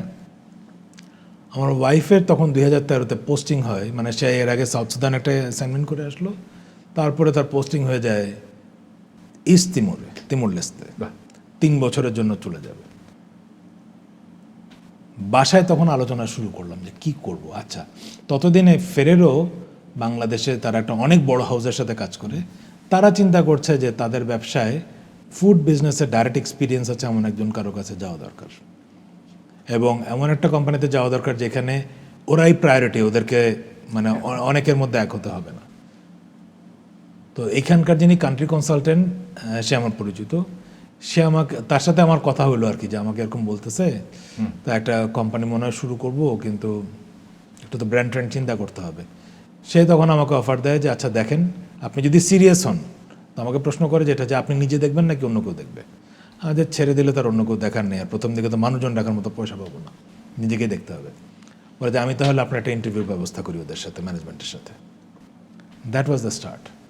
তো ওই ইন্টারভিউ দিই, তারপর আমি আমার বাসায় আলাপ করি। My father was not comfortable, but আমার আম্মা আমাকে সাহস দিয়েছিল, আমার ওয়াইফ আমাকে সাহস দিয়েছিল। আমার ওয়াইফ বললো যে আচ্ছা ঠিক আছে, 3 বছরের জন্য আমি যেহেতু যেতেই হচ্ছে, why not you take a chance, এতদিন কাজ করলা, যে এই কাজ যদি যদি কমপ্লিটলি ডিফারেন্ট লাইন হইতো রিজার্ভেশন থাকতো, কিন্তু যেহেতু তুমি এফএমসিজি করে আসছো এবং এফএমসিজি লাইনেই তুমি যেতে চাচ্ছ, তোমার ওই এক্সপার্টিসটা তো কাজে লাগাতে পারবা। আর যদি পার্টনার এরকম একটা ব্যাকআপ দেয়, আর যদি এরকম ভালো একটা ব্র্যান্ড পাওয়া যায়, why not you think. So এইটা একটা সময় গিয়েছে আর কি। তারপরে আমার ওই ইন্টারভিউ হয়, ইন্টারভিউর পরে তারা আমাদেরকে বলে, আমাকে বলে যে তুমি then you give a 3-year plan, 3 বছরের একটা প্ল্যান দাও যে তুমি ব্র্যান্ড নিয়ে কী করবা, এরপরে কী করবা। ওনারা একটা ম্যানেজমেন্ট টিম ভিজিটে আসে। তো আমি বহুদিন পরে আবার নিজে নিজে নিজে নিজে সমস্ত প্ল্যানিং করলাম, কারণ ততদিনে তো ধরেন চাকরিতে আমি প্রিটি সিনিয়র, অনেক মানুষজন আছে, আমি যা চাই বললে আমি খালি কারেকশনস করছি বা ভ্যালিডেশন করছি, গ্রাউন্ড ওয়ার্ক তো একটু কম করছি, যেটা হয় আর কি স্ট্রাকচারে। তো I did the entire homework, starting from কোথা থেকে যাব, কোন মার্কেটে যাব, কীভাবে ডিস্ট্রিবিউশন করব, কীভাবে ডিমান্ড জেনারেশন করব, স্কুলে কীভাবে করে যাব। এই পুরো প্ল্যানটা যখন দেই, দে ওয়ার কনভিন্সড, অ্যান্ড তারা তখন বললো যে আচ্ছা ঠিক আছে, although the principal is that we only go to proven companies, but here we take your Nestle background as the collateral, যে তুমি এটা জানো এই ব্যবসাটা, ফুডের ব্যবসাটা, অ্যান্ড রিজনেবল ফাইন্যান্সিয়াল গ্যারান্টি পাচ্ছি যেহেতু তোমার পার্টনার তোমাকে ব্যাংকিং লাইন দিচ্ছে, so we want to take a chance. এই হচ্ছে শুরু। তো আমার ওয়াইফ গেল, এবং ওই 2-3 বছর আমি অনেক ফোকাস করলাম কাজে, আমি প্রতি 3 মাসে যেতাম তিমুরে, but rest of the time আমি রাত দিন আমার এই কোম্পানি নিয়েই ছিলাম। এবং তখন আমার খেয়াল আছে আপন ভাই, যে ইনিশিয়ালি অনেক কষ্ট করে তো আসলে একটা জিনিস তৈরি করতে হয়। সো ধরেন আমি আসলাম হচ্ছে, I was managing A team of about direct indirect team মিলায় 1000 মানুষের একটা ডিপার্টমেন্ট ম্যানেজ করতাম, ডিভিশন ম্যানেজ করতাম, ডিপার্টমেন্ট তো না, 4টা business unit, consumer brand, salt, electrical, electronics, তো সব কিছু মিলিয়ে সারা বাংলাদেশের নেটওয়ার্ক মিলিয়ে, ইনডাইরেক্ট রিপোর্টিং মিলে প্রায় 1000 মানুষের একটা টোটাল টিম। তো আমি তো এসে একদম একটা মানে ইয়ের মধ্যে পড়লাম, তো তারপর আমাদের মানুষজন আমরা প্রথম নিলাম, সেলসম্যান কিছু আসলো, ওয়্যার হাউসে একটা ভালো মানুষ পাইলাম যে কিনা বাংলাদেশ নেভি থেকে আসছে, রিটায়ার্ড জেন্টলম্যান। এইখানে তখন যখন স্টক আসতো, সো প্রথম করলাম কি আমরা অনেকগুলো সিসি ক্যামেরা লাগালাম, তো সারাক্ষণই খেয়াল করতাম যে আসলে কি হচ্ছে, এখানে কিছু হইলো কিনা। ওইখানে আগে তো চিন্তা করতে হয়নি। স্টক আসতো চিটাগং পোর্ট থেকে, ধরেন গাড়ি রওনা দিয়ে আস্তে আস্তে তো রাত্রে 1টা 2টা 3টা বাজতো। বহুদিন ওয়্যার হাউসে এসে স্টক রিসিভ করছি একসাথে ওয়্যার হাউস ম্যানেজারের সাথে, ইনচার্জ বলতাম, স্টোর ইনচার্জ। হ্যাঁ, এই জিন্স পরে স্যান্ডেল পরে এখানে রাখো, রাখার পরে বাসায় যে সকালে ধরেন 6টা 6:30 ঘুম থেকে ভেঙে আগে সিসি ক্যামেরায় দেখতাম যে সব ঠিক আছে কিনা, দরজা ঠিক আছে কিনা। সো স্লিপলেস নাইটস অফকোর্স গিয়েছে, until the time we had a full system in place, until the time we could afford to put in lot of security and other systems. আমার আইটিতে আমি ইনভেস্ট করার আগ পর্যন্ত, মানে প্রথম দিকে অবশ্যই ইনভেস্টমেন্ট ছিল, এখন যত সফিস্টিকেটেড তখন তো প্রথমেই ছিল না। তো এর স্লিপলেস নাইটস ছাড়া তৈরি করা যায় না, আর বহুত এফোর্ট দিতে হয় একটা নতুন জিনিস তৈরি করার জন্য। আপনি কেলগস, ফেরারো, প্রিঙ্গেলস এইসব বড় বড় ব্র্যান্ড নিয়ে কাজ করছেন। এমন কি হয়েছে কোনো বড় ব্র্যান্ড নিয়ে কাজ করতে গিয়ে যে আপনার মিসম্যাচ হচ্ছে, মানে আপনার সাথে ঠিক যাচ্ছে না? হ্যাঁ, এইটা তো হবেই বিজনেস লাইফে। অনেক সময় আপনারও ক্লায়েন্ট, অনেক সময় দেখবেন যে হয়তো বা লং টার্ম রিলেশনশিপ হচ্ছে না। সো ডিস্ট্রিবিউশন বিজনেসে কি হয়, এজেন্সির সাথে যেমন ক্লায়েন্টের একটা পার্টনারশিপ লাগে, ডিস্ট্রিবিউশনে কিন্তু প্রিন্সিপালের সাথে ডিস্ট্রিবিউটরের একটা পার্টনারশিপ ডেভেলপ করতে হয় over a period of time. তো আলহামদুলিল্লাহ আমাদের যে কোম্পানিতে যে ব্র্যান্ডগুলো আছে, most of them we have long term partnerships. ধরেন ফেরেরো আজকে তো একদম 2013 থেকে আমার সাথে আছে, নিভিয়া 2015 থেকে আমার সাথে আছে, কেলগ 2018 থেকে আমার সাথে আছে, কেলগ প্রিঙ্গল বোথ। হ্যাঁ, তো এইভাবে করে আমাদের তো মন্ডেলেস বলেন 2019-এর শেষের থেকে আমরা এখন পর্যন্ত করছি, Philip Morris. So you can name a number of এর মাঝে কি হলো, তো প্রথম দিকে তো হাঙ্গারটা বেশি ছিল, মানে পেলেই নিতে হবে বা আমার সার্ভাইভালের জন্য নিতে হবে, অনেক দৌড়াদৌড়ি করছি, বহু কোম্পানিতে যে পিচিং করলাম, কথা বললাম। কয়েকটা কোম্পানি পেলাম যারা, 2-1টা, খুব বেশি না। এই কোম্পানিগুলি যেমন আমার যেগুলো স্টেডি পার্টনার, এরা হচ্ছে যেমন এন্ড টু এন্ড রেসপন্সিবিলিটি নেয়, that if you have a problem in the market they own it, they come together to solve it. এবং যেহেতু ব্র্যান্ড নিয়ে, বড় ব্র্যান্ড নিয়ে কাজ করি, they see it more as a branded business. তো ব্র্যান্ডের কী হয়, ব্র্যান্ডের প্রমিস থাকে, ব্র্যান্ডের যে কমিটমেন্ট থাকে two consumer, to the country, তো তারা ওই মানে ইয়ের থেকে কিন্তু রেসপন্সিবিলিটি থেকে কাজ করে। আবার কিছু ব্র্যান্ড পেলাম, they are more focused as a trading model. তো আপনাকে প্রোডাক্ট দিয়ে দিল, এরপরে আর কোনো খবর নেই, আপনার থেকে টাকা পেয়ে গেল, এখন কনজিউমার কমপ্লেইন হলো, প্রোডাক্টের কমপ্লেইন হলো, they will only justify that they have nothing to do with it. Whereas আমার যদি কেলগে আজকে একটা কমপ্লেইন হয়, কনজিউমার কমপ্লেইন হয়, এইটা নিয়ে যে পরিমাণ রিসার্চ হবে, মানুষ চলে আসবে ল্যাবের থেকে যে টু আন্ডারস্ট্যান্ড যে কেন এটা হলো, কেমনে এটা সামনে প্রিভেন্ট করা যায়, রিকল করতে হলে রিকল করে ফেলবো যদি জেনুইন ম্যানুফ্যাকচারিং প্রবলেম হয়। এইটা অনেকগুলি কোম্পানিতে পাইনি। They are more focused into a trading model, যেখানে আপনাকে স্টক বা মালটা গুছিয়ে দিয়ে তারপরে আর কোনো খবর নাই। ওকে, আপনি কোনো একটা ম্যানুফ্যাকচারিং ডিফেক্ট ফেস করলেন, কিন্তু তখন আপনি আর ওদের অ্যাটেনশন পাচ্ছেন না ইমিডিয়েটলি যে করবে, তো তখন you face only the trade, the customer, আপনার পাশে তখন পাওয়া যায় না। এরকম পেয়েছি কয়েকটা। এটা তো মিসম্যাচ নিয়ে বললেন। আপনার এই যে লম্বা জার্নি, এটাতে এমন কি কোনো বিরাট ভুল করেছেন যেটা শেয়ার করা যায়? আচ্ছা, মিস্টেক্স না থাকলে তো লাইফে লার্নিংয়ের স্কোপটা অনেক কম। মিস্টেক্স তো হবেই। হ্যাঁ, যেমন আপনার আমরা একটা, ধরেন ফর এক্সাম্পল আমার চাকরি লাইফেই আমাকে আমার একটা সার্টেন গ্রুপ অফ প্রোডাক্ট ম্যানেজমেন্টের এক্সপার্টিস দেখে আরেকটা দিল, বাট ওইটার কিন্তু পুরা dynamics of the business is very different from this business. Okay okay, আমি ইলেকট্রনিক্স বিজনেসে যখন ভেঞ্চার করে, তখন ইলেকট্রনিক্স বিজনেসে কেন দিল যে for titre control, better growth management etcetera, ACI management থেকেই আমাকে দেয়। সেইখানে we made mistakes in forecasting, এবং সেইখানকার শেলফ লাইফ ম্যানেজমেন্ট সম্বন্ধে কোনো আইডিয়া তেমন একটা ছিল না, যেটা কিনা ভেটারান ইলেকট্রনিক্স পার্সনের থাকে। ইলেকট্রনিক্স মানে বিজনেসে বা টেক বিজনেসে একটা মডেল চেঞ্জ হয়ে গেলে যে আগের মডেল র্যাপিডলি যে অবসোলেসেন্সে চলে যায়, অবসোলিট হয়ে যায়, এই নলেজটা ছিল না। আমরা তো এফএমসিজির মানুষ, এফএমসিজির মতো করে চিন্তা করি। ওকে, এফএমসিজিতে আমাদের এফিসিয়েন্সি নিয়ে আমরা চিন্তা করি, কল প্রোডাক্টিভিটি নিয়ে চিন্তা করি, টেস্ট নিয়ে চিন্তা করি, বা মার্চেন্ডাইজিং নিয়ে চিন্তা করি। কিন্তু ওইখানে শেলফ লাইফের ফোরকাস্টিংয়ের মানে যে এত যে একটা ডেলিকেট একটা জায়গা, এইটা মিস আউট করে গেছে। এটাতে স্পেশালি যখন কালার টিভি যখন আমাদের থাকে, তখন ধরেন প্যানাসোনিকের একটা বড় ইকুইটি ছিল হচ্ছে সেই ওই টেলিভিশনে, হ্যাঁ। বক্স টিভিতে, হ্যাঁ, সিটিভি বলতো আর কি, সিআরটি না? সিআরটি, হ্যাঁ। এইখান থেকে যখন প্লাজমা অ্যান্ড প্যানেলে যখন শিফট হয়, তখন আমরা we made a big mistake by having excess inventory of CRT TV. That was a big mistake and huge loss. ওইটা কম্পেনসেট করতে অনেক কষ্ট করতে হয়েছে। সো নিজের বিজনেসে তাকানোর থেকেও আসলে ইন্ডাস্ট্রি এবং টেক বিজনেসে আসলে গ্লোবাল ট্রেন্ড অনেক বেশি ফলো করা দরকার। বিকজ যখন ট্রেন্ডটা চেঞ্জ হয় তখন জাস্ট শিফট হয়ে যায়, এখানে কোনো ট্রানজিশনের টাইম দেয় না। সো এই জন্য আপনার ফোরকাস্টিং আর আপনার ইনভেন্টরি প্ল্যানিং এমনভাবে করতে হয় যাতে ট্রানজিশনের সময় যেন আপনার মিনিমাম ড্যামেজ হয়, নাহলে কিন্তু আপনার অবসোলেসেন্স রেট অনেক বেশি হয়ে যায়। এইটা একটা অনেক বড় লার্নিং। নেক্সট হচ্ছে যে আপনি চাইলেই একটা ব্র্যান্ড, বড় লার্নিং আর একটা বলি, ধরেন এখন কোন একটা প্রোডাক্ট বা একটা শ্যাম্পু বা একটা জিনিস যে ব্র্যান্ডেড ইকুইটি অনেক হাই, আনলেই প্রচুর বিক্রি হবে, মানুষ তো সবাই চিনে। হ্যাঁ, এক সময় ছিল, এখন আবার রিইন্ট্রোডিউস করলেই অনেক হবে। তো ব্র্যান্ড ওনাররা এরকম অনেক চাপ দেয়।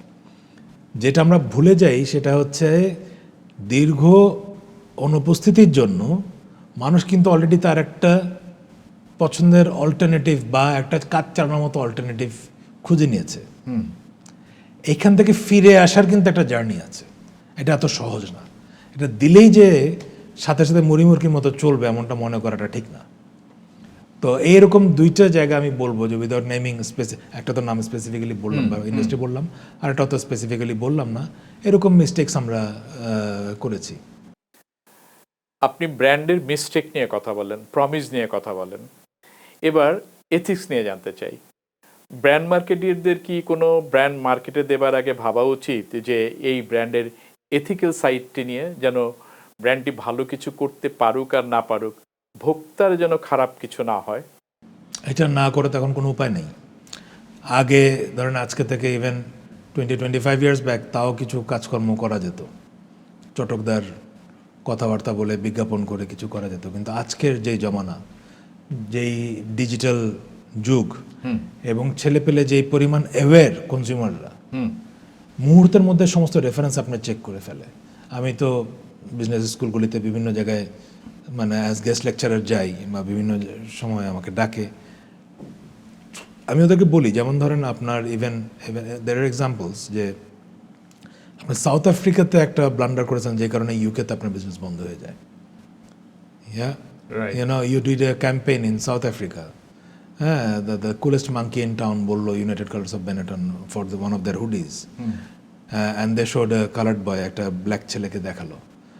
And in UK they were termed as racist company because তারা একটা কালো ছেলেকে the coolest monkey in town বলেছে, but actually they wanted to promote a hoodie. এবং তখন কি হলো, আপনার যখন ইউকেতে করলো, সাউথ আফ্রিকাতে তাদের পুরো বিজনেসের আউটলেটগুলিতে সব মানুষ মব যে কিন্তু ভেঙে টেঙে দিল, ঠিক না? তো তাহলে এখন ব্র্যান্ডকে রেসপন্সিবল না হয়ে আসলে উপায় নেই। আজকে আমি যদি কোনো একটা ভুল কাজ করি, ধরেন if I have high usage of single use plastics in my packaging, এবং if it has some kind of health issue, consumer কিন্তু আমাকে ছাড়বে না। কনজিউমার আমাকে ছাড়ার কোনো রাস্তা নাই। অথবা আমার ইন্ডাস্ট্রিয়াল প্রসেসে আমি এমন একটা কিছু অ্যাডপ্ট করলাম ফর সাম চিপ প্রফিট, যেটা কিনা এনভায়রনমেন্টকে আপনার পলিউট করলো, পাশের পানি নষ্ট করে দিল, বা এখানকার বাতাসে আপনার ইমপিউরিটিস অনেক বাড়িয়ে দিল। সেটা কিন্তু ইনভেস্টিগেটিভ জার্নালিজমও আছে, এনভায়রনমেন্ট প্রোটেকশন অনেক সিস্টেম আছে। তখন কিন্তু আপনি ইমিডিয়েটলি কিছু মানে ইনরোডস পেলেও লং টার্মে আপনি কিন্তু এটা নিয়ে কাজ করতে পারবেন না, because now things have become very stringent and brands তখনই তৈরি হচ্ছে when you are managing all those corners, not only giving good taste or good experience. আপনাকে সোসাইটাল রেসপন্সিবিলিটি যেটা সেটা আপনাকে পালন করতে হবে। এবং আপনি লেটেস্ট থিওরিজ অফ ব্র্যান্ডিং আপনি যদি দেখেন, আপনি কোটলারের একদম ধরেন কোটলার এবং কার্তাজায়া এদের যদি মার্কেটিং 6.0 পর্যন্ত পড়েন, সেইখানে আপনাদের you will only see about sustainability. খালি আপনার প্রোডাক্ট টেস্ট ফিল এক্সপিরিয়েন্স দিলেই হবে না, বাট ওভারঅল গুড সিটিজেন হিসেবে ব্র্যান্ডকে বিহেভ করতে হবে। তো সেটা যদি না করে খালি প্রফিট মেকিংয়ের জন্য কিন্তু আসলে ব্র্যান্ড সাস্টেন করবে না, এটা চলে যাবে আবার। আপনি পার্সোনাল ব্র্যান্ডিং বাড়ানোর কথা বলেছেন, সেটা যদি আরেকটু কন্টিনিউ করেন। আমার কাছে মনে হয় ব্র্যান্ড মার্কেটারদের একটা বড় গোল হওয়া উচিত, যে ব্র্যান্ডে কাজ করছে সেই ব্র্যান্ড তৈরি করার পাশাপাশি নিজের ব্র্যান্ড তৈরি করা। How dependable are you?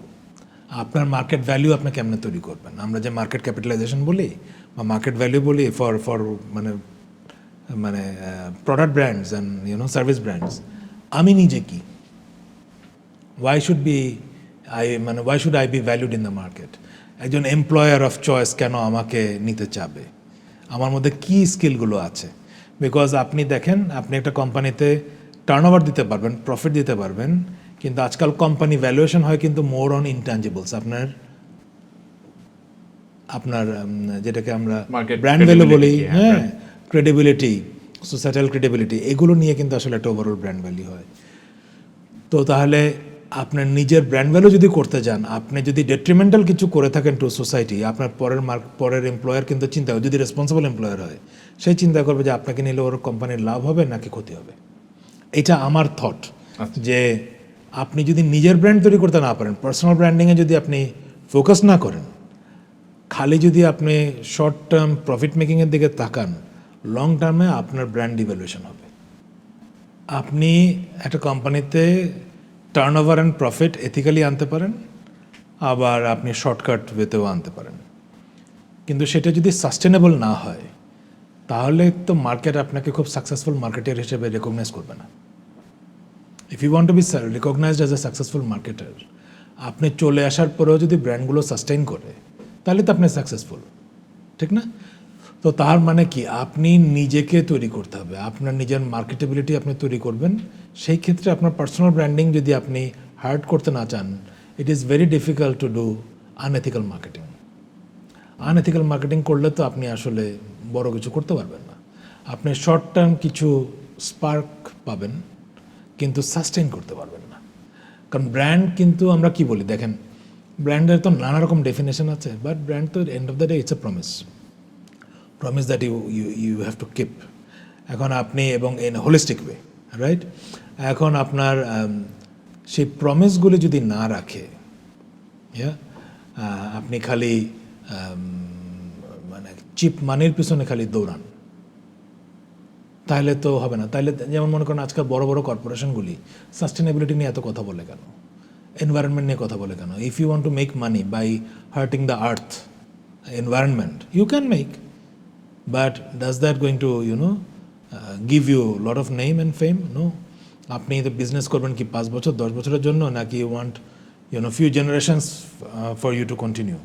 নামগুলি কেমন, জাপানের মারুবেনি কর্পোরেশন বলেন, বা শিমিজু বলেন, বা আপনার সুমিতম কর্পোরেশন, এগুলি 400-500 বছর ধরে আছে কেমনে? How are they doing? Why? তারা তো দুর্ভিক্ষ দেখলো, তারা বিশ্বযুদ্ধ দেখলো, 2টা বিশ্বযুদ্ধ। হ্যাঁ 2টা বিশ্বযুদ্ধ, তো তারপরে দে আর সার্ভাইভিং হাউ? তো তাহলে এটাই হচ্ছে সাস্টেনেবিলিটি। যদি আমরা মাথায় রাখি, আপনার ব্র্যান্ড প্রমিস কন্টিনিউসলি ডেলিভার করতে হয়।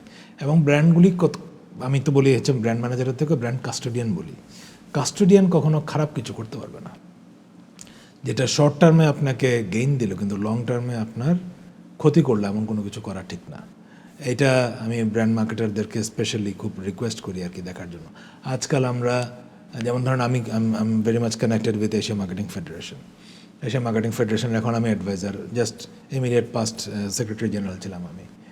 হ্যাঁ, রাহি স্যার প্রেসিডেন্ট ছিলেন, উনি তখন আইপিপি, আমি হচ্ছে অ্যাডভাইজার। সেইখানে আমাদের উই হ্যাভ অ্যাওয়ার্ড, দুইটা অ্যাওয়ার্ড আছে। একটা হচ্ছে marketing company of the year, সেখানে মার্কেটিং এক্সেলেন্সকে অ্যাওয়ার্ড করা হয়। আর একটা হচ্ছে মার্কেটিং 3.0 কোম্পানি, যেটা কোটলারের 3.0 থিওরির সাথে, যে আপনি একটা হোল সাম এক্সপিরিয়েন্স দেন কিনা। Are you responsible to society, are you responsible to human life, সব কিছু মিলিয়ে কিন্তু এটা একটা বিবেচনা হয় যে what are you giving back to the society. তো আমি তো এগুলো দেখছি, এবং আমি থাইল্যান্ডে দেখছি কি হচ্ছে, ইন্দোনেশিয়াতে কি হচ্ছে, মালয়েশিয়াতে কি হচ্ছে, সিঙ্গাপুরে how they are doing, you know, ক্যাম্বোডিয়াতে, ভিয়েতনামে, চায়নাতে, জাপানে। Everybody is, thinking about how much to give back to the society while they earn their own bread. If they do not give it back, they cannot earn in the long run. 18টা দেশ নিয়ে তো এই Asia marketing federation, এখন তো আমরা WMCর দিকে যাচ্ছি, world marketing কাউন্সিলের দিকে যাচ্ছি। তো যেখানে এটা AMF is taking the lead to connect the entire world. তো এইখানে তো আমরা সারাক্ষণই দেখলাম যে বড় কোম্পানি যদি হতে চায়, কর্পোরেশন যদি হতে চায়, without giving back to the society বড় হতে পারবে না। তো সেটা মানুষই তো করে। অনেক অনেক ধন্যবাদ। ব্র্যান্ড মার্কেটিং এর ক্ষেত্রে কমিউনিকেশন এবং ক্রিয়েটিভ এজেন্সির সাথে ব্র্যান্ড মার্কেটিংয়ের সম্পর্ক কেমন হওয়া উচিত বলে মনে করেন? এজেন্সি পার্টনার নাকি ক্লায়েন্ট ভেন্ডর সম্পর্ক? আমি আসলে এইটাতে আসলে মানসিকভাবে খুবই দুঃখিত একটা স্টেটে আছি।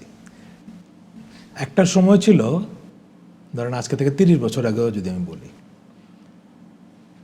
তখন এজেন্সির ফাইন্যান্সিয়াল স্ট্রেংথ কী ছিল, ট্যালেন্ট কি আসলে অ্যাট্রাক্ট করতে পারতো? তখন তো আমরা দেখতাম যে যারা খালি আর্ট কালচার আছে বা চারুকলায় আছে তারা আসতো, হ্যাঁ, ডিজাইন করে, বলে কি গ্রাফিক্স ডিজাইন করে। এই যে একটা মেজর একটা ইভলিউশন হইলো লাস্ট 30 ইয়ার্সে, agency is a very attractive field to work. এইখানে এখন যদি আমি ট্যালেন্ট দেখি, ক্লায়েন্ট সাইড থেকে ট্যালেন্ট ওয়াইজ কোনো অংশ কম না, বরং অনেক ক্ষেত্রে ক্রিয়েটিভ ট্যালেন্ট তো বেশি। দে আর মোর অ্যাওয়্যার। চেঞ্জ হয়ে গেল কি তাহলে? আমার কাছে যেটা মনে হয় একটা ভ্যালুজের সিস্টেমের একটা গন্ডগোল হয়েছে। সেটা হচ্ছে উই বিকেম মোর ডিজিটাল, এবং আমরা এজেন্সিদেরকে আমরা ভেন্ডার হিসেবে ইনভেস্ট করা শুরু করলাম আমাদের ERP-তে। আমি যখন নেসলের কমিউনিকেশন হেড, কমিউনিকেশন ম্যানেজার, একটা ব্রিফ 2 জন সাইন করতে হতো আমাদের সিস্টেমে। আমাদের একটা ব্রিফ আমরা করছিলাম N12, Nestle 12 points before it Gates into action. Client side থেকে একজন, আর ওইদিকে এজেন্সি সাইড থেকে একজন, which is either the account director or the creative head. 2 জন মিলে সাইন অফ করতাম। যে কোনো একজন ডিসএগ্রি করলে ওই ব্রিফ কিন্তু অ্যাকশনে যেত না। ওকে, এই যে এটা তখন কি ছিল, এজেন্সি আসলেই পার্টনার হিসাবে কাজ করছে। এখনও আপনি যদি গ্লোবাল অ্যাফিলিয়েটসগুলো দেখেন, যেভাবে করে ব্র্যান্ডগুলো বড় হচ্ছে, এদের কিন্তু দেখবেন যে একটা লং টার্ম পার্টনারশিপ থাকে, ক্রিয়েটিভ, স্পেশালি ক্রিয়েটিভ জায়গায়। মিডিয়া বাইং এদিক ওদিক কিছু যেতে পারে, that's a different thing, efficiency, টাকা পয়সা। কিন্তু ক্রিয়েটিভ ব্র্যান্ডের সাথে ইনট্যাঞ্জেবল তৈরি করার জন্য যারা কাজ করে, তারা কিন্তু মোর দেখবেন লং টার্ম পার্টনারশিপে থাকে। এই পার্টনারশিপটাকে কি আমরা ভেন্ডার ইনভেস্টমেন্ট হিসেবে করেই মাথার মধ্যে প্রথমে ভেন্ডার হিসেবে তৈরি করছি, নাকি এদেরকে একটা ডিফারেন্ট নেমিং দেওয়া যায় উইদিন দ্য ERP সিস্টেম, এদেরকে একটা ডিফারেন্ট নামে ডাকতে পারি কিনা? আমি মনে হয় এটা করবো। কারণ আমি যেমন আমার টিমে, ইভেন আমি যখন SAতেও ছিলাম, হ্যাঁ, এই ভার্বাল ব্রিফে কাজ করা আমার ওয়ার্ক লাইফে আমার নিষিদ্ধ ছিল। কারণ ভার্বাল ব্রিফ আমি আমার ব্র্যান্ড ম্যানেজার বলেন, প্রোডাক্ট এক্সিকিউটিভ বলেন, ব্র্যান্ড এক্সিকিউটিভ বলেন, ইভেন সিনিয়র ব্র্যান্ড ম্যানেজার, এদেরকে বলতাম যে you have no right to make your creative partner or agency partner to work on a project unless you exactly know what you are making them to work on. তাইলে তুমি কেমনে জানবা যে বস আমি তো বলছি, আমি তো সব বুঝাই বলছি? আমি না, তুমি লিখে ফেলো। কারণ তুমি তো লিখতে পারো, মানে আমি যা চিন্তা করছি তা যদি আমি লিখতে না পারি, তাহলে এটা মিন করে অনলি যে আমার চিন্তার ক্ল্যারিটি নেই। লিখতে পারলে সুবিধা আছে কিছু, আমরা কাটাকাটি করি আবার ঠিক করি, কারণ লেখাটা হচ্ছে নিজের ইয়ের সাথে, মনের সাথে একটা ডায়লগ। আমি যা চিন্তা করলাম তা লিখলাম, না না এটা ঠিক হচ্ছে না, আবার কাটলাম, আবার ঠিক করলাম, ফাইনাল একটা শেপ পায়। Unless you can write it down clearly, don't pass it on to your partner, because ও একটা বানায় আনবে, তোমার ততক্ষণে মাইন্ড চেঞ্জ হয়ে যাবে, এগ্রিমেন্টটা নাই। সো এই ব্রিফ যে কত বড় একটা জিনিস, এইটা কিন্তু খুব কম কোম্পানি এটাকে ভ্যালু করে, বড় বড় কোম্পানি করে, এবং তারা করে বলেই তারা অনেক বড় কোম্পানি। হ্যাঁ, কিন্তু ডে টু ডে প্র্যাকটিসে যত নিচে যায় তত এটা ডিকে হয় আর কি। তো এইটা কিভাবে করে বন্ধ করে এটাকে মোর প্র্যাকটিসে রাখা যায় সেটা আসলে আচ্ছা, এখন চট করে একটা ওভারনাইট ছোট্ট একটা কিছুর জন্য করলো, সেটা লং টার্ম যদি বিজনেসের সাথে কাজ করে সেটা করে নিতে পারে, কিন্তু major campaigns without a written brief I think it's impossible to do. আবার আরেকটা এক্সাম্পল আপনাকে দেই, পার্টনারশিপ কোন জায়গায় যেতে পারে। ধরেন আমাদের এই সাবকন্টিনেন্টের one of the most successful campaign হচ্ছে আমুল টপিক্যাল ক্যাম্পেইন, আমুলের দ্য আমুল গার্ল, রাইট? এখন আমুল গার্লের যে টপিক্যাল ক্যাম্পেইন কী হয়, তারা প্রতি সপ্তাহে 4-5টা কন্টেন্ট রিলিজ করে।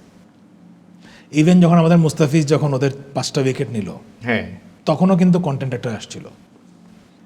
নাও আমুল ব্র্যান্ডের জন্য যেই এজেন্সি কাজ করে, they do not need approval of the client to release the topicals unless they sense very sensitivity, high sensitivity. পার্টনারশিপটা এমন একটা জায়গায় গিয়েছে, তাদেরকে ফ্রিডম দেওয়া আছে, creative freedom, because they need to keep the brand vibrant. এই জন্যই ওরা বলছে এটাকে টপিক্যাল, আমুল গার্লের টপিক্যাল। হ্যাঁ, তো মুস্তাফিজকে নিয়ে যখন করলো, ও যদি অ্যাপ্রুভালের জন্য যেত রাত্রে লিখবে, কারণ আজকে খেলাটা শেষ হয়েছে সন্ধ্যার রাত্রের মধ্যেই তো ছাড়তে হচ্ছে, এবং that is the kind of partnership and trust and the delegation that happens. এইটা কিন্তু খুব বড় কলিজার ব্যাপার। এটা ডেভেলপ হবে কি করে?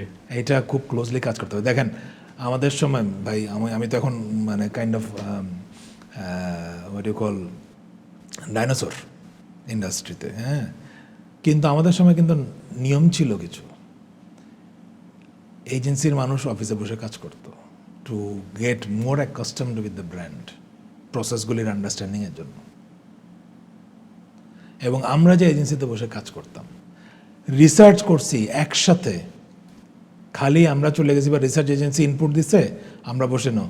যখন এফজিডিগুলো হয়েছে, আমি নিজে গেছি, বা ধরুন আমার যারা কন্টেম্পোরারি ছিল ব্র্যান্ড ম্যানেজার, তারা গিয়েছে, এজেন্সির থেকে ক্রিয়েটিভ ডিরেক্টর এবং ক্লায়েন্ট সার্ভিস ডিরেক্টর দুজন একসাথে গিয়েছে, so that we understand consumer language at equal page. এই যে একসাথে যখন তৈরি হলো, তখনই তো মিউচুয়াল রেসপেক্টটা তৈরি করে, বিকজ আমাদের আন্ডারস্ট্যান্ডিংগুলি কমন। হ্যাঁ, এবং আমার কাউন্টার পার্ট যে বসে আছে, সে যে আমার সমানই একজন মানুষ, বা ইভেন কোনো ক্ষেত্রে আমার থেকে আরও মোর ক্রিয়েটিভ বা মোর ইন্টেলিজেন্ট, সেটা আমি রেকগনাইজ করতে সমস্যা করি। আমি যদি সেটা করতে পারি, তাহলে তো আমি তার ইনপুট গ্রহণ করতে আমার কোনো সমস্যা নেই। আমাদের মধ্যে তো জাস্ট এই যে শব্দটা ক্লায়েন্ট এবং ভেন্ডার, এটাই তো আমার মধ্যে একটা ইগো এনে দেয় যে ইউনো দ্যাট আমি একটু প্রভুত্ববাদ, দিস শুড বি রিমুভড। এটা তো হইতে পারে না। আবার অনেক সময় এজেন্সি সাইডেও থাকে যে ক্লায়েন্ট কিছুই বোঝে না, এটাও ঠিক না। হ্যাঁ, যে কিছুই বোঝে না, এটাও ঠিক না। সো এইটা একটা লং টার্ম পার্টনারশিপ, এটা প্রচুর কাজ একসাথে করলে আস্তে আস্তে এটা ডেভেলপ করে, যেটা we have seen in many parts of the world. পরিবারের তো মতপার্থক্য থাকে, কিন্তু সেখানে পারস্পরিক শ্রদ্ধাবোধ তো থাকে, তাই না? রিফ্লেকশন ইজ ভেরি ইম্পর্ট্যান্ট, কারণ না হলে তো ইগো নিয়ে থাকবে। বাট রিফ্লেক্ট করলে, যখন আমি রিফ্লেক্ট করি, তখন আমি আমার লুপহোলসগুলি ধরতে পারি, আমি আমার ভুলগুলো ধরতে পারি, এবং আমি যদি ইগোইস্টিক একজন মানুষ না হই, আমি তাহলে আমার কারেকশনের চেষ্টা করব। I M a big believer in agency client relationship, partnership. এটা মানে যারা আমার কো ওয়ার্কার, তারাও এটা দেখবে, বিশ্বাস করবে, বলবে অলওয়েজ। এবং যখনই কোনো ঝগড়াঝাটির পর্যায়ে আছে, আমার সমালোচনা ছিল আমার এগেনস্টে যে আপনি এজেন্সির পক্ষ বেশি নেন। হ্যাঁ, এটা আমার এগেনস্টে কিন্তু একটা একদম এস্টাবলিশড একটা ক্রিটিসিজম ছিল, even during Nestle time and even during ACI time. হ্যাঁ, তো আমি তো হচ্ছে এজেন্সির পক্ষে, ইয়েস, কারণ ওইখান থেকে আমি একটা আনবায়াসড একটা পয়েন্ট অফ ভিউ পাই। Then I have my framework, যে আমি কতটুকু কীভাবে নিতে পারবো। আমার ব্র্যান্ড গাইডলাইন আছে, আমার কর্পোরেট গাইডলাইন আছে, আমার একটা ফ্রেমওয়ার্ক আছে, কোনটা বলা যাবে কোনটা বলা যাবে না। এটা দিয়ে আমি এটাকে এই ফানেলের মধ্যে দিয়ে সেটাকে পরিশুদ্ধ করে আমি অ্যাকসেপ্ট করি। কিন্তু ওইটা আমরা ডে টু ডে যারা পিএনএল ম্যানেজ করি, আমাদের মাথা থেকে তো অত বেশি ক্রিয়েটিভ কথাবার্তা বের হবে না। অনেকেই আছে অনেক ক্রিয়েটিভ মানুষ, আমি অত ক্রিয়েটিভ মানুষ না। হ্যাঁ, তো আমি যেই কারণে ওই সাইডটাকে অনেক বেশি ভ্যালু করতাম। I was fortunate enough to work with the leading agencies of the country. প্রচুর ভালো ক্রিয়েটিভ ডিরেক্টরের সাথে কাজ করতে পেরেছি, ফিল্ম ডিরেক্টরের সাথে কাজ করতে পারছি, দেন যারা খুব ভালো লিখতো, এক্সিলেন্ট কপি রাইটার্স, ও মাই গড। ওই কপি তো মানে বোম মারলেও আমার থেকে বাইর হবে না, তো আমি ওর পক্ষ না নিয়ে করবো কি? এখন তাকে আমি ইন্সপায়ার করে বের করে আনতে পারতেছি কিনা সেটা হচ্ছে আমার স্কিল। তাকে আমি ইনপুট ভুল দিলে ভুল জিনিস আসবে।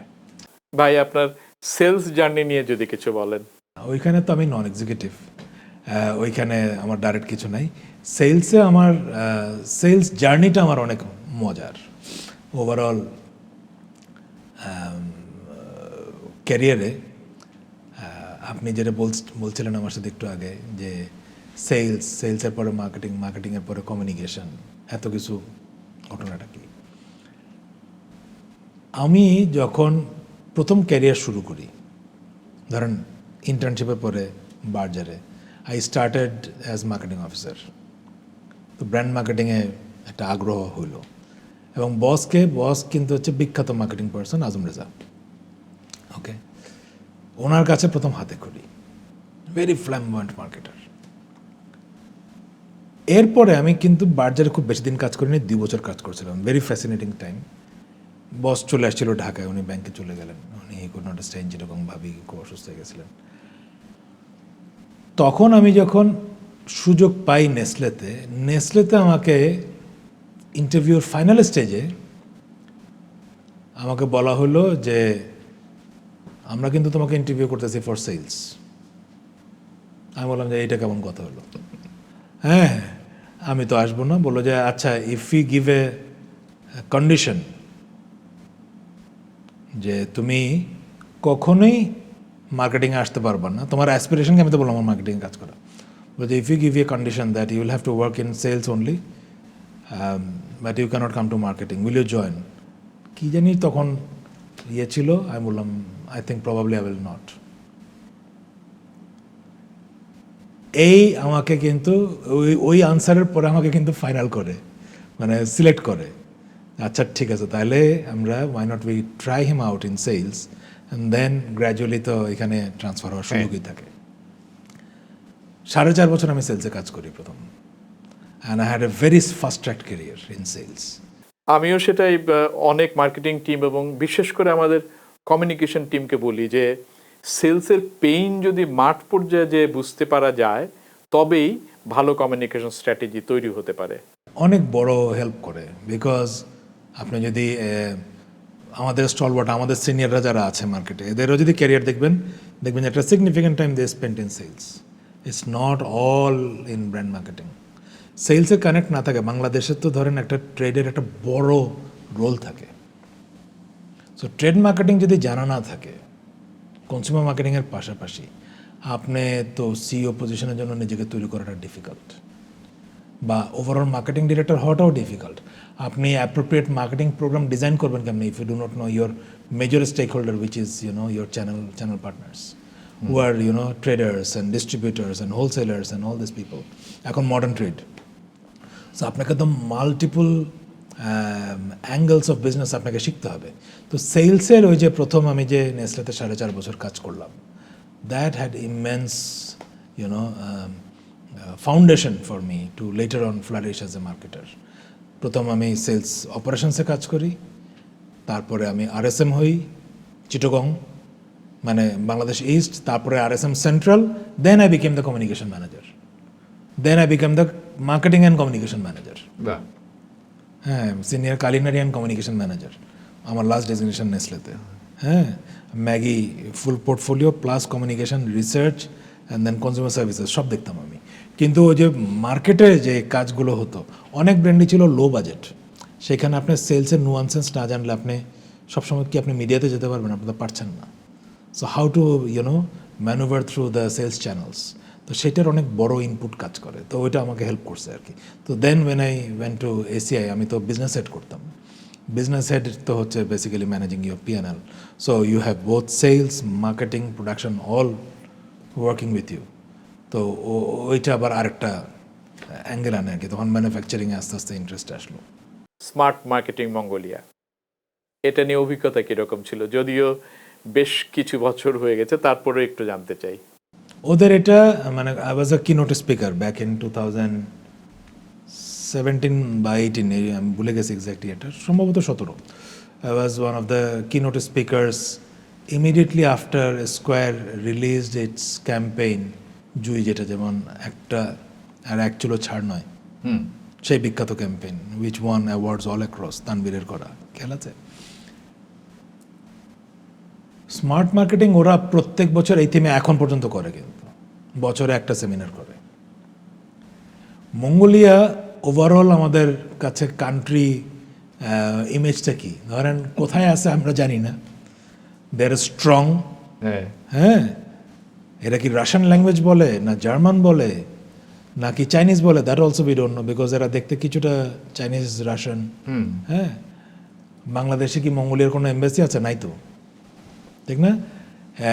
ওরা কি করে অলিম্পিক্সে গেলে এরা খালি কুস্তি বা ওরকম শক্তিশালী এই সমস্ত যে খেলাধুলা ওইটাতেই যায়। Until the time I went to Mongolia, I had also no idea about the country. Ulan Bator ছোটোবেলায় পড়ছিলাম, উলান বাটর হচ্ছে রাজধানী, তো সেই উলান বাটরে যাওয়ার সৌভাগ্য হয়েছে because of Asia marketing federation. Mongolia is part of Asia marketing federation আচ্ছা, and Mongolian marketing association, MMA। তো ওরা আমাকে ইনভাইট করে, ওইটার যে প্রেসিডেন্ট এবং team. Lifestyle is very advanced, ছোট্ট একটা দেশ, খুব অল্প মানুষ, 3.5 মিলিয়ন টাইপের ইয়ে, but lifestyle is very advanced and they are connected with the first world in big way. হ্যাঁ, তো সেইখানে ওরা চায় যে ওদের কিন্তু আবার হইলো ধরেন সবই তো অর্গানিক, মানে তাঁবুতে থাকা, ইন্ডাস্ট্রি তেমন কিছু নাই। হ্যাঁ, কিন্তু তাদের মাইনিং, ওগুলির থেকে তাদের টাকা পয়সা। তো এইখানে ওরা কন্টিনিউয়াসলি নলেজ ইম্পোর্ট করতে চায় ফর দেয়ার পিপল, এবং তাদের যদি একটু টাকা পয়সা, তারা কিন্তু মঙ্গোলিয়ার ভিতরে পড়ালেখা থাকে না, তারা কিন্তু চলে যায় জার্মানিতে বা ইউএসএতে। কিন্তু তারা গ্লোবাল ট্যালেন্ট পুল এনে তাদের মানুষজনের যাতে নলেজ আপ টু ডেট থাকে, এই জন্য তারা এই সেমিনারটা প্রত্যেক বছর করে। মঙ্গোলিয়ান মার্কেটিং অ্যাসোসিয়েশন এটাকে ওরা দে কল ইট স্মার্ট মার্কেটিং, খালি স্মার্ট না, মানে স্মার্ট অমুক প্রত্যেক বছরই করে, এবং প্রত্যেক বছর একাডেমিয়া থেকে আনে, প্র্যাকটিসিং ইয়ে থেকে আনে, এশিয়া থেকে আনে, ওয়েস্টার্ন কান্ট্রি থেকে আনে, সব জায়গা থেকে আনে, জাস্ট টু গিভ যে ইনোভেশন কী হচ্ছে, লেটেস্ট চেঞ্জেস ট্রেন্ডস কী হচ্ছে, এটার জন্য করে আর কি, নলেজ শেয়ারিং, যেটা ইভেন বাংলাদেশ ব্র্যান্ড ফোরামও বাংলাদেশে করে থাকে। বাট ওরা আরও একটু গ্লোবাল রিসোর্সেস আনার চেষ্টা করে আর কি। আমরা তেমন কিছু কি বাংলাদেশে করতে পারি না? বাংলাদেশে বাংলাদেশ ব্র্যান্ড ফোরাম তো প্রত্যেক বছরই করে, যেটা ধরেন লিডারশিপ সামিট বা ব্র্যান্ড ফোরাম সেমিনার যেটা করে, সেখানে আনে। প্রতি বছরে দেখবেন যে হয়তো ইউকে থেকে আসছে বা সিঙ্গাপুর থেকে লোক আসছে, ইন্ডিয়া থেকে লোক আসছে। আমরা এটা করছি, করার চেষ্টা তো হচ্ছে। আমি তো ব্র্যান্ড ফোরামের অ্যাডভাইজার হিসেবেও কাজ করি, এশিয়া মার্কেটিং ফেডারেশনের কারণেই আসলে ওইখানে তো এটার চেষ্টা করা হয়। হয়তো বা আরও বৃহৎ পরিসরে করা যেতে পারে, এখন তো আরও অনেকগুলি প্ল্যাটফর্ম হয়েছে। It is definitely doable, why not. আপনার কাছে কি মনে হয় না যে আমাদের একটা কান্ট্রি ব্র্যান্ডিং হওয়া উচিত, ব্র্যান্ড বাংলাদেশ? অবশ্যই, কান্ট্রি ব্র্যান্ডিং তো it was one of the topic. Country branding যারা এক্সপার্ট আছে তাদেরকে যদি দেখেন যে, এবং কান্ট্রি ব্র্যান্ডিং আসলে ব্র্যান্ডিং তো এক একটা সময়ের উপরেও একটু ডিপেন্ড করবে, নিডের উপরে, ঠিক না? ফান্ডামেন্টালটা চেঞ্জ হবে না, কিন্তু হয়তো বা ল্যাঙ্গুয়েজটা এক সময় নিডের সাথে সাথে সাথে একটু চেঞ্জ হবে। কান্ট্রি ব্র্যান্ডিং তো লাগবেই, স্পেশালি এখন তো ধরেন বাংলাদেশ যেভাবে করে একটা ট্রান্সফরমেশনের মধ্যে দিয়ে যাচ্ছে, অবশ্যই এটাতে এক্সপার্টরাই কাজ করা উচিত। সরকারের অবশ্যই একটা রোল থাকবে, বাট আমি মনে করি সরকারের এখানে রোল হচ্ছে মোর লাইক দ্য ক্লায়েন্ট। আপনি যদি প্রোডাক্ট মার্কেটিংয়ে বলেন, মোর লাইক দ্য ক্লায়েন্ট, ব্রিফটা ওনাদেরকে ভালো মতো দিতে হবে, but the communication experts have to come in with the right kind of input. এখানে দুই পক্ষের পার্টনারশিপের মাধ্যমেই এটা তৈরি হয়ে যাবে আর কি। আমার আসলে দেখেন ব্র্যান্ড প্রমিস কিন্তু আপনার কোর স্ট্রেংথের উপরই হতে হবে, হ্যাঁ, এবং কোন জায়গায় নিয়ে যেতে চান সবাইকে সেটা ধরেই আপনার আগাতে হবে। আপনার এখন দেশের যেগুলো কোর স্ট্রেংথ আছে, আমাদের ইউথ, হ্যাঁ, যেমন যদি আমি একটা কোর কম্পোনেন্ট ধরি যে স্ট্রেংথ, আমাদের আইটি লিটারেসি বা আইটি ইনক্লিনেশন, এগুলি যদি স্ট্রেংথ হয় বাংলাদেশে, আমি যদি এখন অবজেক্টিফাই ইনভেস্টমেন্ট আনা, তাইলে আমাকে ব্র্যান্ডটাকে ওইভাবে করে তৈরি করতে হবে। যদি কোনো কারণে বলি ট্যুরিস্ট ডেস্টিনেশন করবো, যেটা করাটা একটু ডিফিকাল্ট আমাদের জন্য, ট্যুরিস্ট ডেস্টিনেশন করলে তাইলে ওই সমস্ত ফ্যাসিলিটিসগুলি বলতে হবে, কিন্তু সেটার জন্য ইনফ্রাস্ট্রাকচার দিতে হবে। আপনি যা বললেন সেটা যদি প্রমিস ডেলিভারিতে না রাখেন তাহলে তো আবার ব্র্যান্ড মার খাবে। সো এক্স্যাক্টলি নিডটা কি সেটা যদি বোঝা যায়, then with communication experts I think this should be done. এবং তারপরে কোন কোন জায়গায় আমরা যেমন প্রোডাক্ট মার্কেটিংয়ে বা সার্ভিস ব্র্যান্ডে আমরা কি করি, আমরা মিডিয়া মিক্সটাকে ঠিক করি, কোন জায়গায় যাব, পয়েন্ট অফ ইন্টারভেনশনগুলি বলি। তো দেশেরটাও নিয়ে তাহলে কোন কোন জায়গায় দেখাতে হবে, কোন কোন জায়গায় বলতে হবে, ফার্স্ট পয়েন্ট অফ কন্ট্যাক্টে আমি কি এক্সপিরিয়েন্স দিব, whether it is airport or my embassy or any international forum, আমি কি এক্সপিরিয়েন্স দিব মানুষজনকে, সেটার উপরে ডিপেন্ড করবে, বিকজ এগুলি প্রত্যেকটা তো point of contact and point of super brands বাংলাদেশের সাথে আপনার সম্পৃক্ততা কি শুধুই বিচারকের নাকি অন্য কোনো কারণও আছে? এই সম্পৃক্ততা। সুপার ব্র্যান্ড তো হচ্ছে ওয়ার্ল্ডের largest brand arbitrator, UK based, হ্যাঁ। প্রসেসটা নিয়ে অনেক অনেক কোয়েশ্চেন করে, কিন্তু এটা ভেরি সিম্পল অ্যান্ড ট্রান্সপারেন্ট একটা প্রসেস। এইখানে আমি 3 টার্ম ধরে I am one of the council members. প্রত্যেক দেশে হয় কি ওদের একটা কাউন্সিল থাকে, সুপার ব্র্যান্ড কাউন্সিল, এবং প্রতি 3 বছর পর পর সেই কাউন্সিল মেম্বারদেরকে আবার করা হয়, নতুন নতুন কাউন্সিল মেম্বার নেয়, কিছু বাদ যায়, কিছু আবার আসে, ডিপেন্ডিং অন টাইম, বিকজ আপনাকে তো বছরে 1-2 বার সময় দিতে হয়। সুপার ব্র্যান্ডস মেইনলি হেল্প করে, ধরেন ফর এক্সাম্পল এখন Maggi is a super brand বা Nescafe is a super brand in Bangladesh. Not necessarily Nescafe or Maggi needs a super brand stamp in Bangladesh, but super brand help করে local ব্র্যান্ডগুলিকে to get international recognition. যখন international investment চিন্তা করা হয়, যখন আপনি export চিন্তা করেন, যখন কেউ আপনার সাথে জেভি টাই আপ করবে, যদি আপনি এরকম একটা রেকগনাইজেবল ব্র্যান্ড হন, আপনার এফডিআই থেকে শুরু করে ইন্টারন্যাশনাল মার্কেট পেনিট্রেশন সবগুলিতে আপনাকে হেল্প করে, বুঝতে পারছেন? আপনার মালয়েশিয়ার যদি আপনার সুপার ব্র্যান্ড কারা, সেগুলো যদি আপনি একটু স্ক্যান থ্রু করেন, তাহলে দেখবেন যে ও আচ্ছা, আই নো দ্যাট ব্র্যান্ড, সেই ব্র্যান্ড তো আমার এখানে আছে। সো এটা ইজি রিকগনিশন হয় এবং ইজি মার্কেট পেনিট্রেশন হয়। সো এখানকার বড় লার্জ লোকাল ব্র্যান্ডস এটার ডিপেন্ডেবিলিটি বাড়ানোর জন্য, এটার ইন্টারন্যাশনাল ইনভেস্টমেন্ট অ্যাট্রাক্ট করার জন্য, অথবা এক্সপোর্ট মার্কেট পেনিট্রেশনের জন্য এই স্ট্যাম্পটা আসলে অনেক বড়োভাবে কাজ করে। কিছু যে আপনার, যে কারণে আপনি দেখবেন যে এটার সেক্টরটা অনেক বড়, কর্পোরেট সেক্টর এবং অ্যাক্রস দ্য ইন্ডাস্ট্রিজ কিন্তু সুপার ব্র্যান্ড নিয়ে কাজ করে, হ্যাঁ। It is not free. আপনি বেসিক্যালি যখন সুপার ব্র্যান্ড কাউন্সিল রেকমেন্ড করে দেয়, যখন এটা আপনার ইউকে থেকে ফাইনাল অ্যাপ্রুভাল হয়ে আসে, okay these are the probable super brands of the country based on perception, image, sales, performance etcetera etcetera. এটা তো একটা বড় এখানে দেখবেন যে সব সিনিয়র ব্যাংকাররা থাকে, মার্কেটাররা থাকে, ফাইন্যান্সিয়াল অ্যানালিস্টরা থাকে, জার্নালিস্টরা থাকে এই ব্র্যান্ড কাউন্সিলে, ভাইস চ্যান্সেলররা থাকে, একাডেমিয়ারা থাকে, হ্যাঁ। আমারে এখনও রাখছে, আমি তো মনে করি এটা বিশাল বড় ব্যাপার। তো এইটা তারপরে it is on the client, on the brand to choose whether they are going to accept the stamp or not. এটা চাইলেও দিতে পারবে না কিন্তু, because there is a fee that goes to super brand UK. এটা তখন এটা facilitate করে যে সুপার ব্র্যান্ডের এজেন্সি যে এখানে থাকে আর কি। কারণ কি ওই স্ট্যাম্পটা দিয়ে তার গ্লোবাল মার্কেটিং হয়। তো এইটাতে মানে 3 টার্ম ধরে আছি। I think it's A fascinating journey. এই যে আপনার ব্র্যান্ড মার্কেটিং এর শুদ্ধ চর্চা, এথিক্যাল মার্কেটিং, এই ব্যাপারটা আপনার জীবনে কিভাবে প্রভাব ফেলেছে?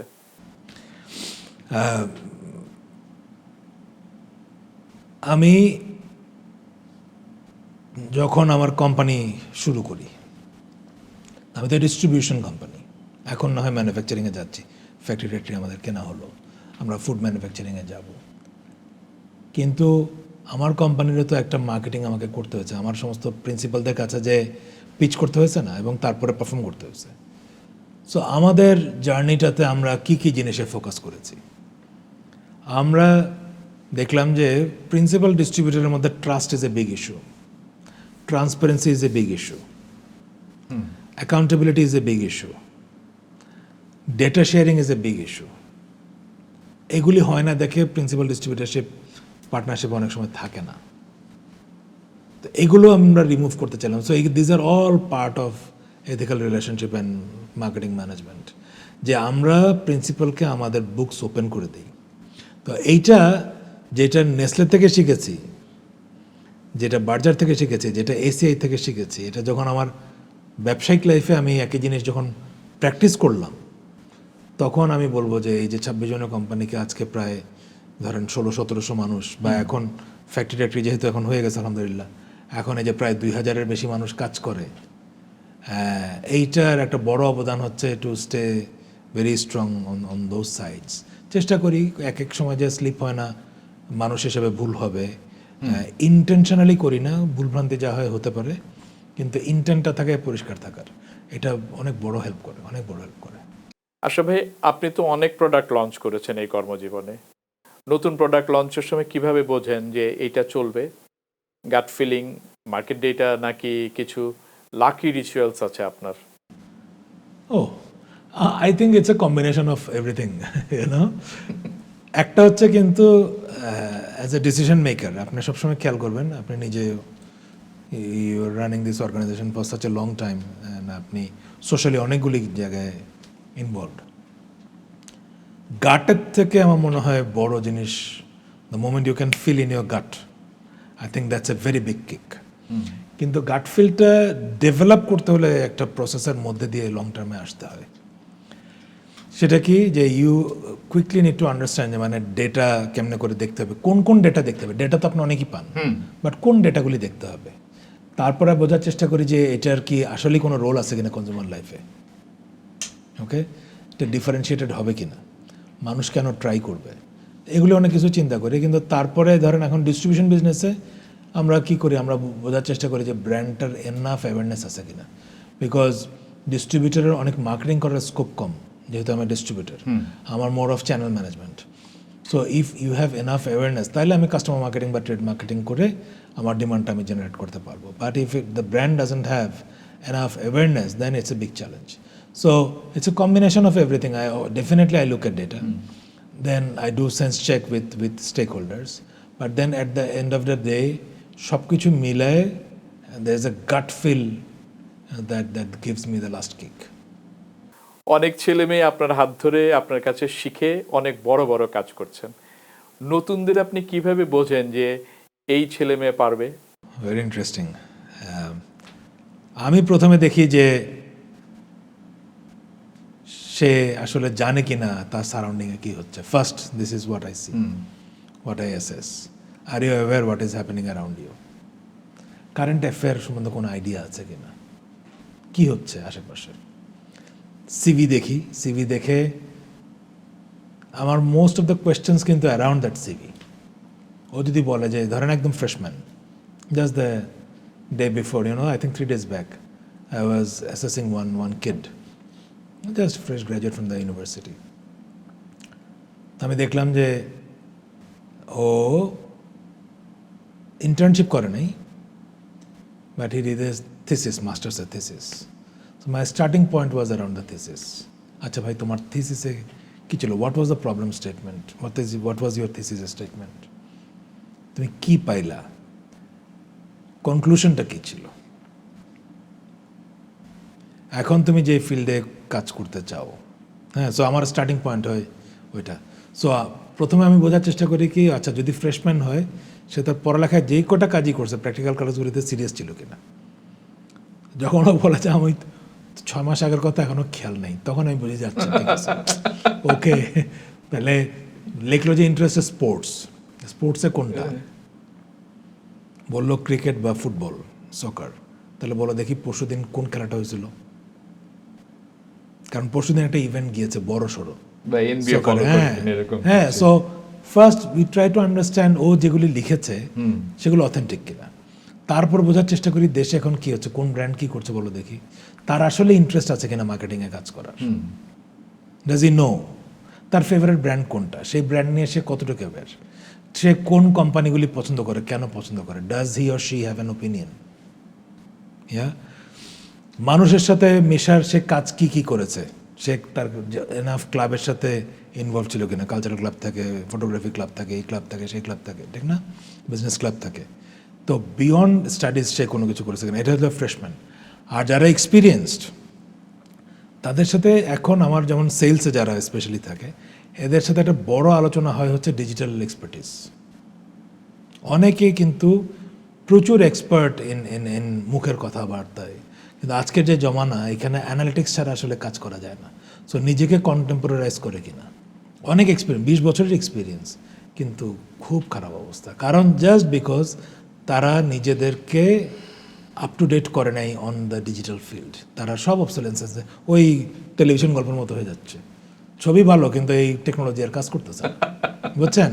তো ডিজিটাল এক্সপার্টিস নাই, তারা ডেটা পড়া জানে না, কারণ আজকাল তো সব বিগ ডেটা নিয়ে কাজ, millions and billions of data point খুব কুইকলি সলভ করে ফেলতে হয়, নাহলে ডিসিশন মেকিং করা যায় না।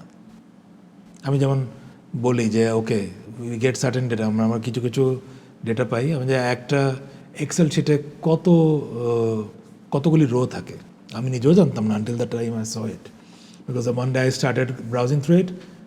তারপর আমি জিজ্ঞেস করলাম আমার যে অ্যানালিটিক্সের হেড, ওরে বলে ভাই কতগুলি থাকে বলো তো, বলে যে স্যার অলমোস্ট 11 লাখ পর্যন্ত থাকতে পারে। তো দেখলাম 10.5 লাখের বেশি একটা এক্সেল শিটের রো থাকে, এরকম few sheets. Now how do you analyse, এই ডেটা দেখলে তো আসলে কাজ করাই সম্ভব না, but do you know what you are looking for and do you have the capability to brief your IT people how you want to see the data, data পয়েন্টগুলি নিয়ে কাজ করার মতো এক্সপার্টিস আছে কিনা, সেটা এখন আমি নতুনভাবে এটা খুব দেখার চেষ্টা, নাহলে this people become burden on you. মার্কেটিংয়ে যেমন দেখি যে তার ইউনিক আইডিয়া নিয়ে সে কাজ করতে পারে কিনা, হ্যাঁ, তো এগুলি আমি দেখি আর কি, তখন বুঝি যে একে দিয়ে আসলে কাজ হবে বা কাজ হবে না। কতগুলি ছেলে মেয়ে আছে তারা they are very much into western world, লোকালের সাথে কোনো কানেকশন নেই, হ্যাঁ, তো তখন আবার বুঝি যে না ঠিক আছে, এ হচ্ছে তো অন্য টাইপের, এর দিয়া হয়তো বা ডিজিটাল মার্কেটিংয়ের অন্য কিছু হবে, কিন্তু আমার তো মাঠে ঘাটে যেতে হবে, তো ওইখানে জায়গায় মিসফিট হয়ে যাবে। ট্রাভেলিং যখন যারা বলে দেখে জিজ্ঞেস করি লোকাল ট্রাভেল কত করছে, is it only about international travel, or if you really love travelling have you travel the country. যদি আপনি আবার 1994 ফিরে যান তাহলে কি করবেন আর কি কখনোই করতে চাইবেন না? ও ওয়াও, ভেরি ইন্টারেস্টিং। আমার তো লাইফের কোনো রিগ্রেটস নেই আপন ভাই, হ্যাঁ, আই থিঙ্ক সো ফার আলহামদুলিল্লাহ I have lived a very good life, fulfilled life, হ্যাঁ, ভেরি কন্টেন্ট আমার কাজ নিয়ে, আমার ফ্যামিলি নিয়ে, হ্যাঁ, আমার ফ্রেন্ডস নিয়ে, আই এম ভেরি হ্যাপি। আমার মনে হয় আমি I would have given more focus on my health. Okay, এটা একটা বড় জায়গা এক্সিকিউটিভ লাইফে, হেলথের যে কারণে I went through some health issues. আমার তো বাইপাস সার্জারি করতে হয়েছে, আমার এগুলো মানে had severe heart attack and later on এটা আমাকে তো সাফার করাইছে। তো আমার মনে হয় যে ছেলে মেয়েদের আজকাল যে সমস্ত টেন্ডেন্সি দেখি, যে রাত জাগে, ঘুমায় না, এই যে এগুলি কিছু ডিসিপ্লিন হয়তো বা আমিও, আমার হয়তো ওই সময় যদি আমি ফেরত যাইতাম হয়তো বা আমি একটু কেয়ারফুল হতাম অ্যাবাউট হেলথ, ফুড হ্যাবিট, যেটা আমি এখন আরও আমার ওজন অনেক কমানো উচিত, আমি এখন চেষ্টা করছি। বাট আমি তো অ্যাটলিস্ট যে জায়গায় মানে আর এখন থেকে আরও অলমোস্ট 20 কিলো ওজন বেশি ছিল। তো এগুলো বড় বাধা নিজের জীবনে উন্নতি করার পিছনে। সো আপনি যদি রিয়েলি কন্ট্রিবিউট করতে পারেন, নিজেকে একটু কেয়ার নিতে পারলে আমার মনে হয় ফ্যামিলি, সোসাইটি, অর্গানাইজেশন সব কিছুর বেটার কেয়ার নেওয়া যাবে আর কি। So this is one change that মানে আই উড হ্যাভ পারসুড। আপনার এই দীর্ঘ ক্যারিয়ারে অনেক রকম অভিজ্ঞতা, sales, trade marketing, brand building, entrepreneurship, brand speaker, যারা এই ধরনের ক্যারিয়ার গড়ে তুলতে চায় তাদের জন্য আপনার পরামর্শ কি হবে?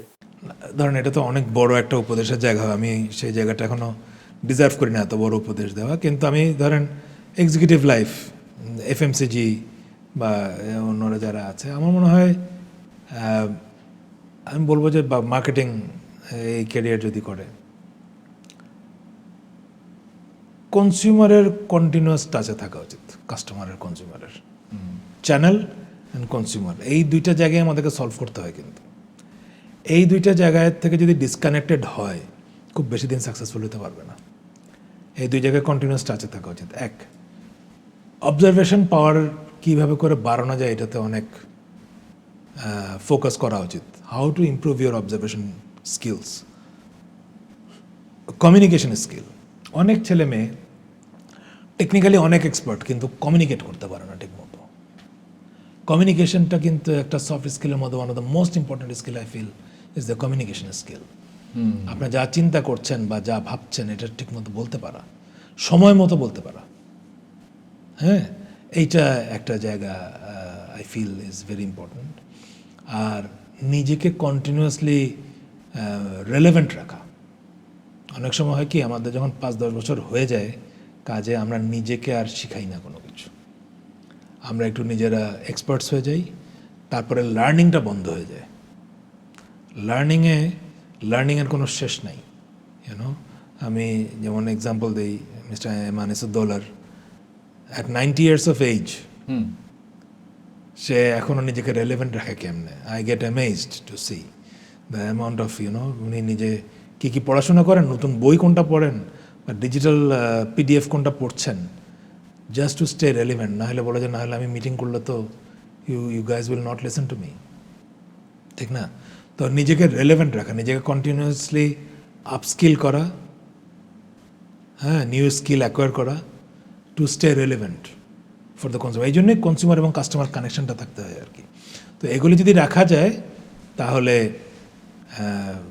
বাকিটা তো ধরেন আপনি যখন যে অর্গানাইজেশনে কাজ করবেন তার নিয়মকানুনের প্রতি রেসপেক্টফুল হওয়া, নিজে একটা চেঞ্জ ম্যানেজার হিসেবে কাজ করা, চেঞ্জ ইঞ্জিনিয়ার হিসেবে কাজ করা, নতুন জিনিসপত্র, মানুষ নতুন নতুন ট্যালেন্ট যদি নিচের থেকে আসে তাদেরকে বাধাগ্রস্ত না করে তাদেরকে ফ্লারিশ করতে দেওয়া, এটি হচ্ছে leadership, that you create your next generation leadership. ভাই, আপনার এই ব্র্যান্ড মার্কেটিং দীর্ঘজীবন যদি একটা উপন্যাস হয়, তবে এই উপন্যাসটির নাম কি হতে পারে? বিপদ আমাকে ফেলেন না, আমি বললাম যে I am not so creative. আপনার জীবন দর্শন থেকে যদি নিজেকে এক লাইনে এক্সপ্লেন করেন, তবে সেই লাইনটি কি হবে সেটা বলেন। I really don't know, but I mean traditional চিন্তা করলে তো মানে যেমন আমি যদি বলি, আমি মনে করি আমি লাইফ লং লার্নার, এবং প্যাশনেট মার্কেটার। তো এই লার্নিং অ্যান্ড মার্কেটিং এইখান থেকে হয়তো বা কিছু একটা আসবে যদি প্রফেশনাল লিখি। আর ওভারঅল লাইফ নিয়ে লিখলে আমার মধ্যে কেয়ার একটা জায়গা আমার কাজ করে, আমি দেখেছি। হ্যাঁ, সো বিকজ ওই কেয়ার ছাড়া আসলে আপনি কোনো কিছুই তৈরি করতে পারেন না আর কি। সো সেই কেয়ারিং সাইডটাকে যদি আপনি এক্সপ্লয়েট না করেন আপনার নিজের ভিতরে, আপনি আসলে কোনো কিছু তৈরি করতে পারেন না। হয়তো বা এই তিনটা মিলাই হয়তো আরও ক্রিয়েটিভ লাইন কোনো কিছু চিন্তা করা যেতে পারে। আশরাফ ভাই, আপনার সাথে কথা বলে অনেক অনেক ভালো লাগলো। আপনি সবসময় অনুপ্রেরণাদায়ক কথা বলেন। আবার আপনার সাথে বসবো আরো কথা শোনার জন্য। ভালো থাকবেন আশরাফ ভাই। জি, thank you so much. Ashraf ভাই। জি, আপনিও ভালো থাকবেন, খুব ভালো লাগলো। প্রিয় দর্শক, আজকের এই কথোপকথনের শেষে এসে একটা জিনিস স্পষ্ট, বড় হতে হলে প্রথমে মানুষটাকে বড় হতে হয়। আশরাফ বিন তাজ ভাই শুধু একজন সফল উদ্যোক্তা নন, তিনি এক একটা গল্পের নাম, এক একটা অধ্যবসায়ের উদাহরণ। তার চোখে ভবিষ্যতের বাংলাদেশ মানে শুধু নতুন ব্র্যান্ড নয়, নতুন প্রজন্মের নেতৃত্ব।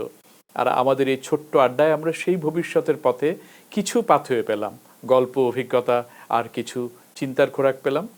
শোনার জন্য অনেক অনেক ধন্যবাদ। আগামী এশোতে আসবো আরেকজন চিন্তাশীল পরিশ্রমী মানুষের সঙ্গে। ততদিন পর্যন্ত ভালো থাকুন, সুস্থ থাকুন, সুন্দর থাকুন। অন্যদের জানাবেন এশোর কথা, শেয়ার করবেন, সাবস্ক্রাইব করবেন। আর শোনার ভিতর দিয়ে গড়ে তুলুন আপনার নিজস্ব দৃষ্টি, আপনার সৃষ্টি। টাটা।